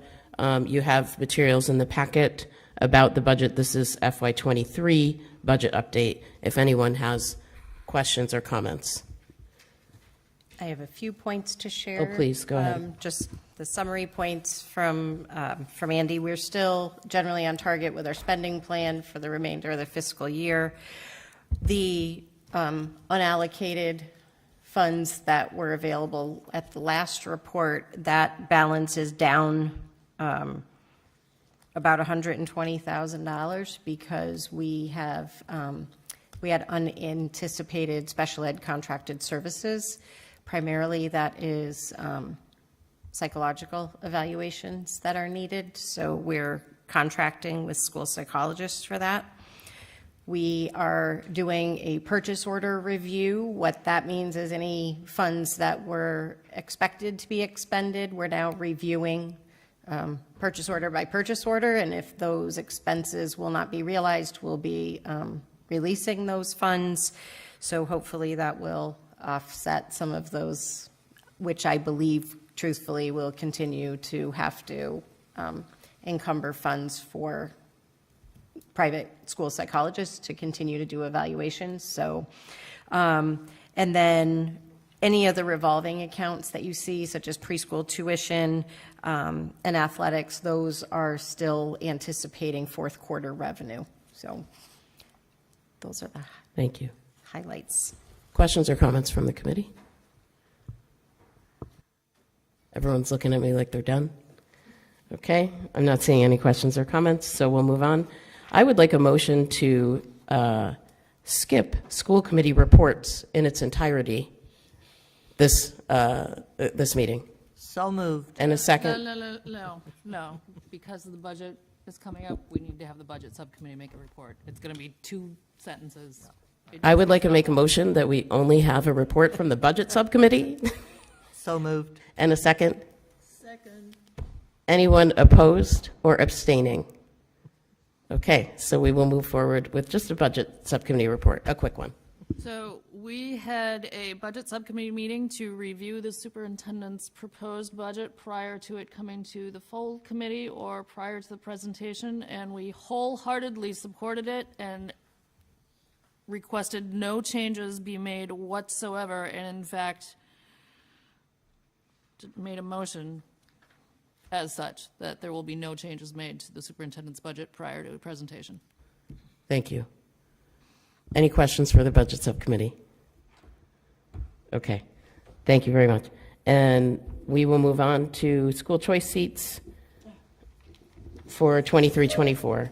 And I neglected to get smarted up about this spreadsheet before the meeting, so I'm going to turn it right over to Christine because, yeah. Okay. Go ahead. So to synthesize, the current school choice seats that are occupied are in the first column under school choice by school. The next column, those are the ones I want to add for next year.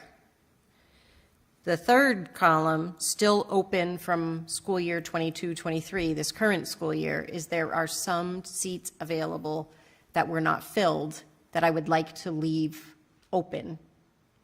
So that's in the third column. Primarily, those are at the high school. And then total seats available for school year 23-24 is what the combination between the new and the still open would represent. That is what I would like to have as our school choice available seats for next year. And thank you. And it looks like you've provided a suggested motion at the bottom of this. If my math is right. I would like a motion to add 33 choice seats in addition to those still open from school year 22-23 and those currently unfilled. Yep, filled. Currently filled. It's late. Currently filled. Sorry. So move. That was Member Wall, and a second from Vice Chair Martini. Discussion, please. I'm not hearing any discussion. I'll ask a question just to ask one. I assume that we can handle capacity-wise having these seats? I always ask the principals if they would like to have school choice seats available, and if so, how many and at what grade level. So this is completely based on their assessment of their enrollment. Thank you. Anything else? Okay, we'll move to a vote. And is anyone abstaining from voting? Anyone voting no? So that passes unanimously. And we'll move on to our library book surplus project. And I would take a motion to address items 8 and 9, knowing they're not really items 8 and 9 at this point. The GMS surplus of library books and the AEL surplus of library books as consent items. Can I get a motion to that? So moved. And that was my second as well. Great. We have lists of the weeding in the materials for tonight. Do we have any discussion? Seeing none, we would move right to a vote. Oh, the motion was made by Vice Chair Martini and seconded by Member Deneve, I believe, if I heard it correctly. That's great. That's fine. And any discussion? Okay, we'll move to a vote. Anyone abstaining from voting on the surplus? Anyone voting no? So that passes unanimously. And our final item, the aquarium surplus, aquarium equipment. If you were familiar with the beautiful goldfish that was in the central office, he's gone to a new good home because the aquarium needed $4 million worth of new equipment, and we decided not to proceed with that purchase or the RFP associated with it. And the guy who took care of the aquarium has taken on the fish gladly. He brought it to an adoptive home. There you go. We had to make a decision. I mean, the alternative would have been to bring Morty to the committee to be declared surplus, and I felt that in an interest of life-saving measures, we would just let him go with the fish man and be adopted. Can I get a motion to declare the aquarium equipment in central office as surplus? So moved. And a second. Second. Any discussion? And we'll move to a vote. Thank Morty for his service. Thank you, Morty. Anyone abstaining from voting? Anyone voting no? Morty's abstaining. That passes unanimously. And we do have, of course, our requests for new agenda items. I would start with asking folks if they like Susan Farber's idea of putting the heavy stuff at the beginning of the agenda and the business stuff further down. And would we like to make that a regular part of our template? Yes, people are nodding. Yes, we'll try for next time. We'll see how it goes. It seemed like it worked okay. Other requests for new agenda items? I'll just add that bundling things under a single consent agenda item in the agenda would be great too. I don't disagree. I want to make sure the public isn't confused about what we're doing. That's all. So we can bundle. My thought is always let's bundle them when we're here so people aren't confused about what's appearing on the agenda or not. I can share a template that I use in Wendell, but we kind of have an item that says consent agenda, and then it says approve the minutes, approve the surplus, approve. So it's all clear. And with consent agenda, any member can ask to have something taken out of it. So it is pretty clear, and it can make things go a little faster. Thank you. Any other requests?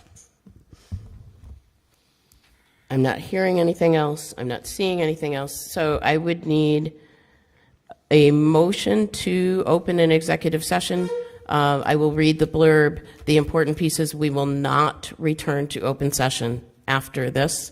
And the executive session exemption reasons as pursuant to MGL C30A section 21A subsection 2 to conduct, or exemption number 2, to conduct strategy sessions in preparation for negotiations with non-union personnel or to conduct collective bargaining sessions or contract negotiations with non-union personnel.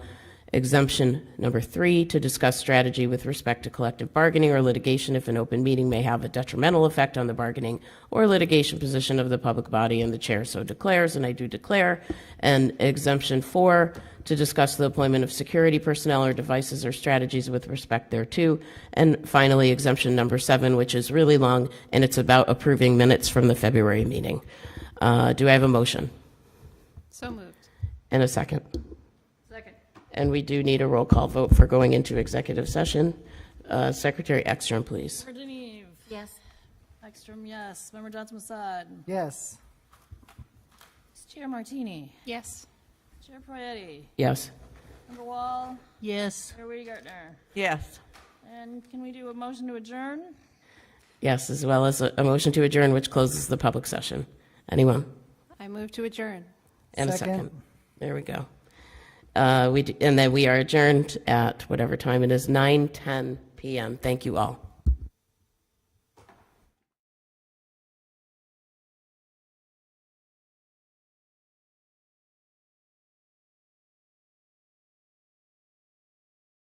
Any abstentions? Any noes? We are unanimously adjourned. 9:10 p.m.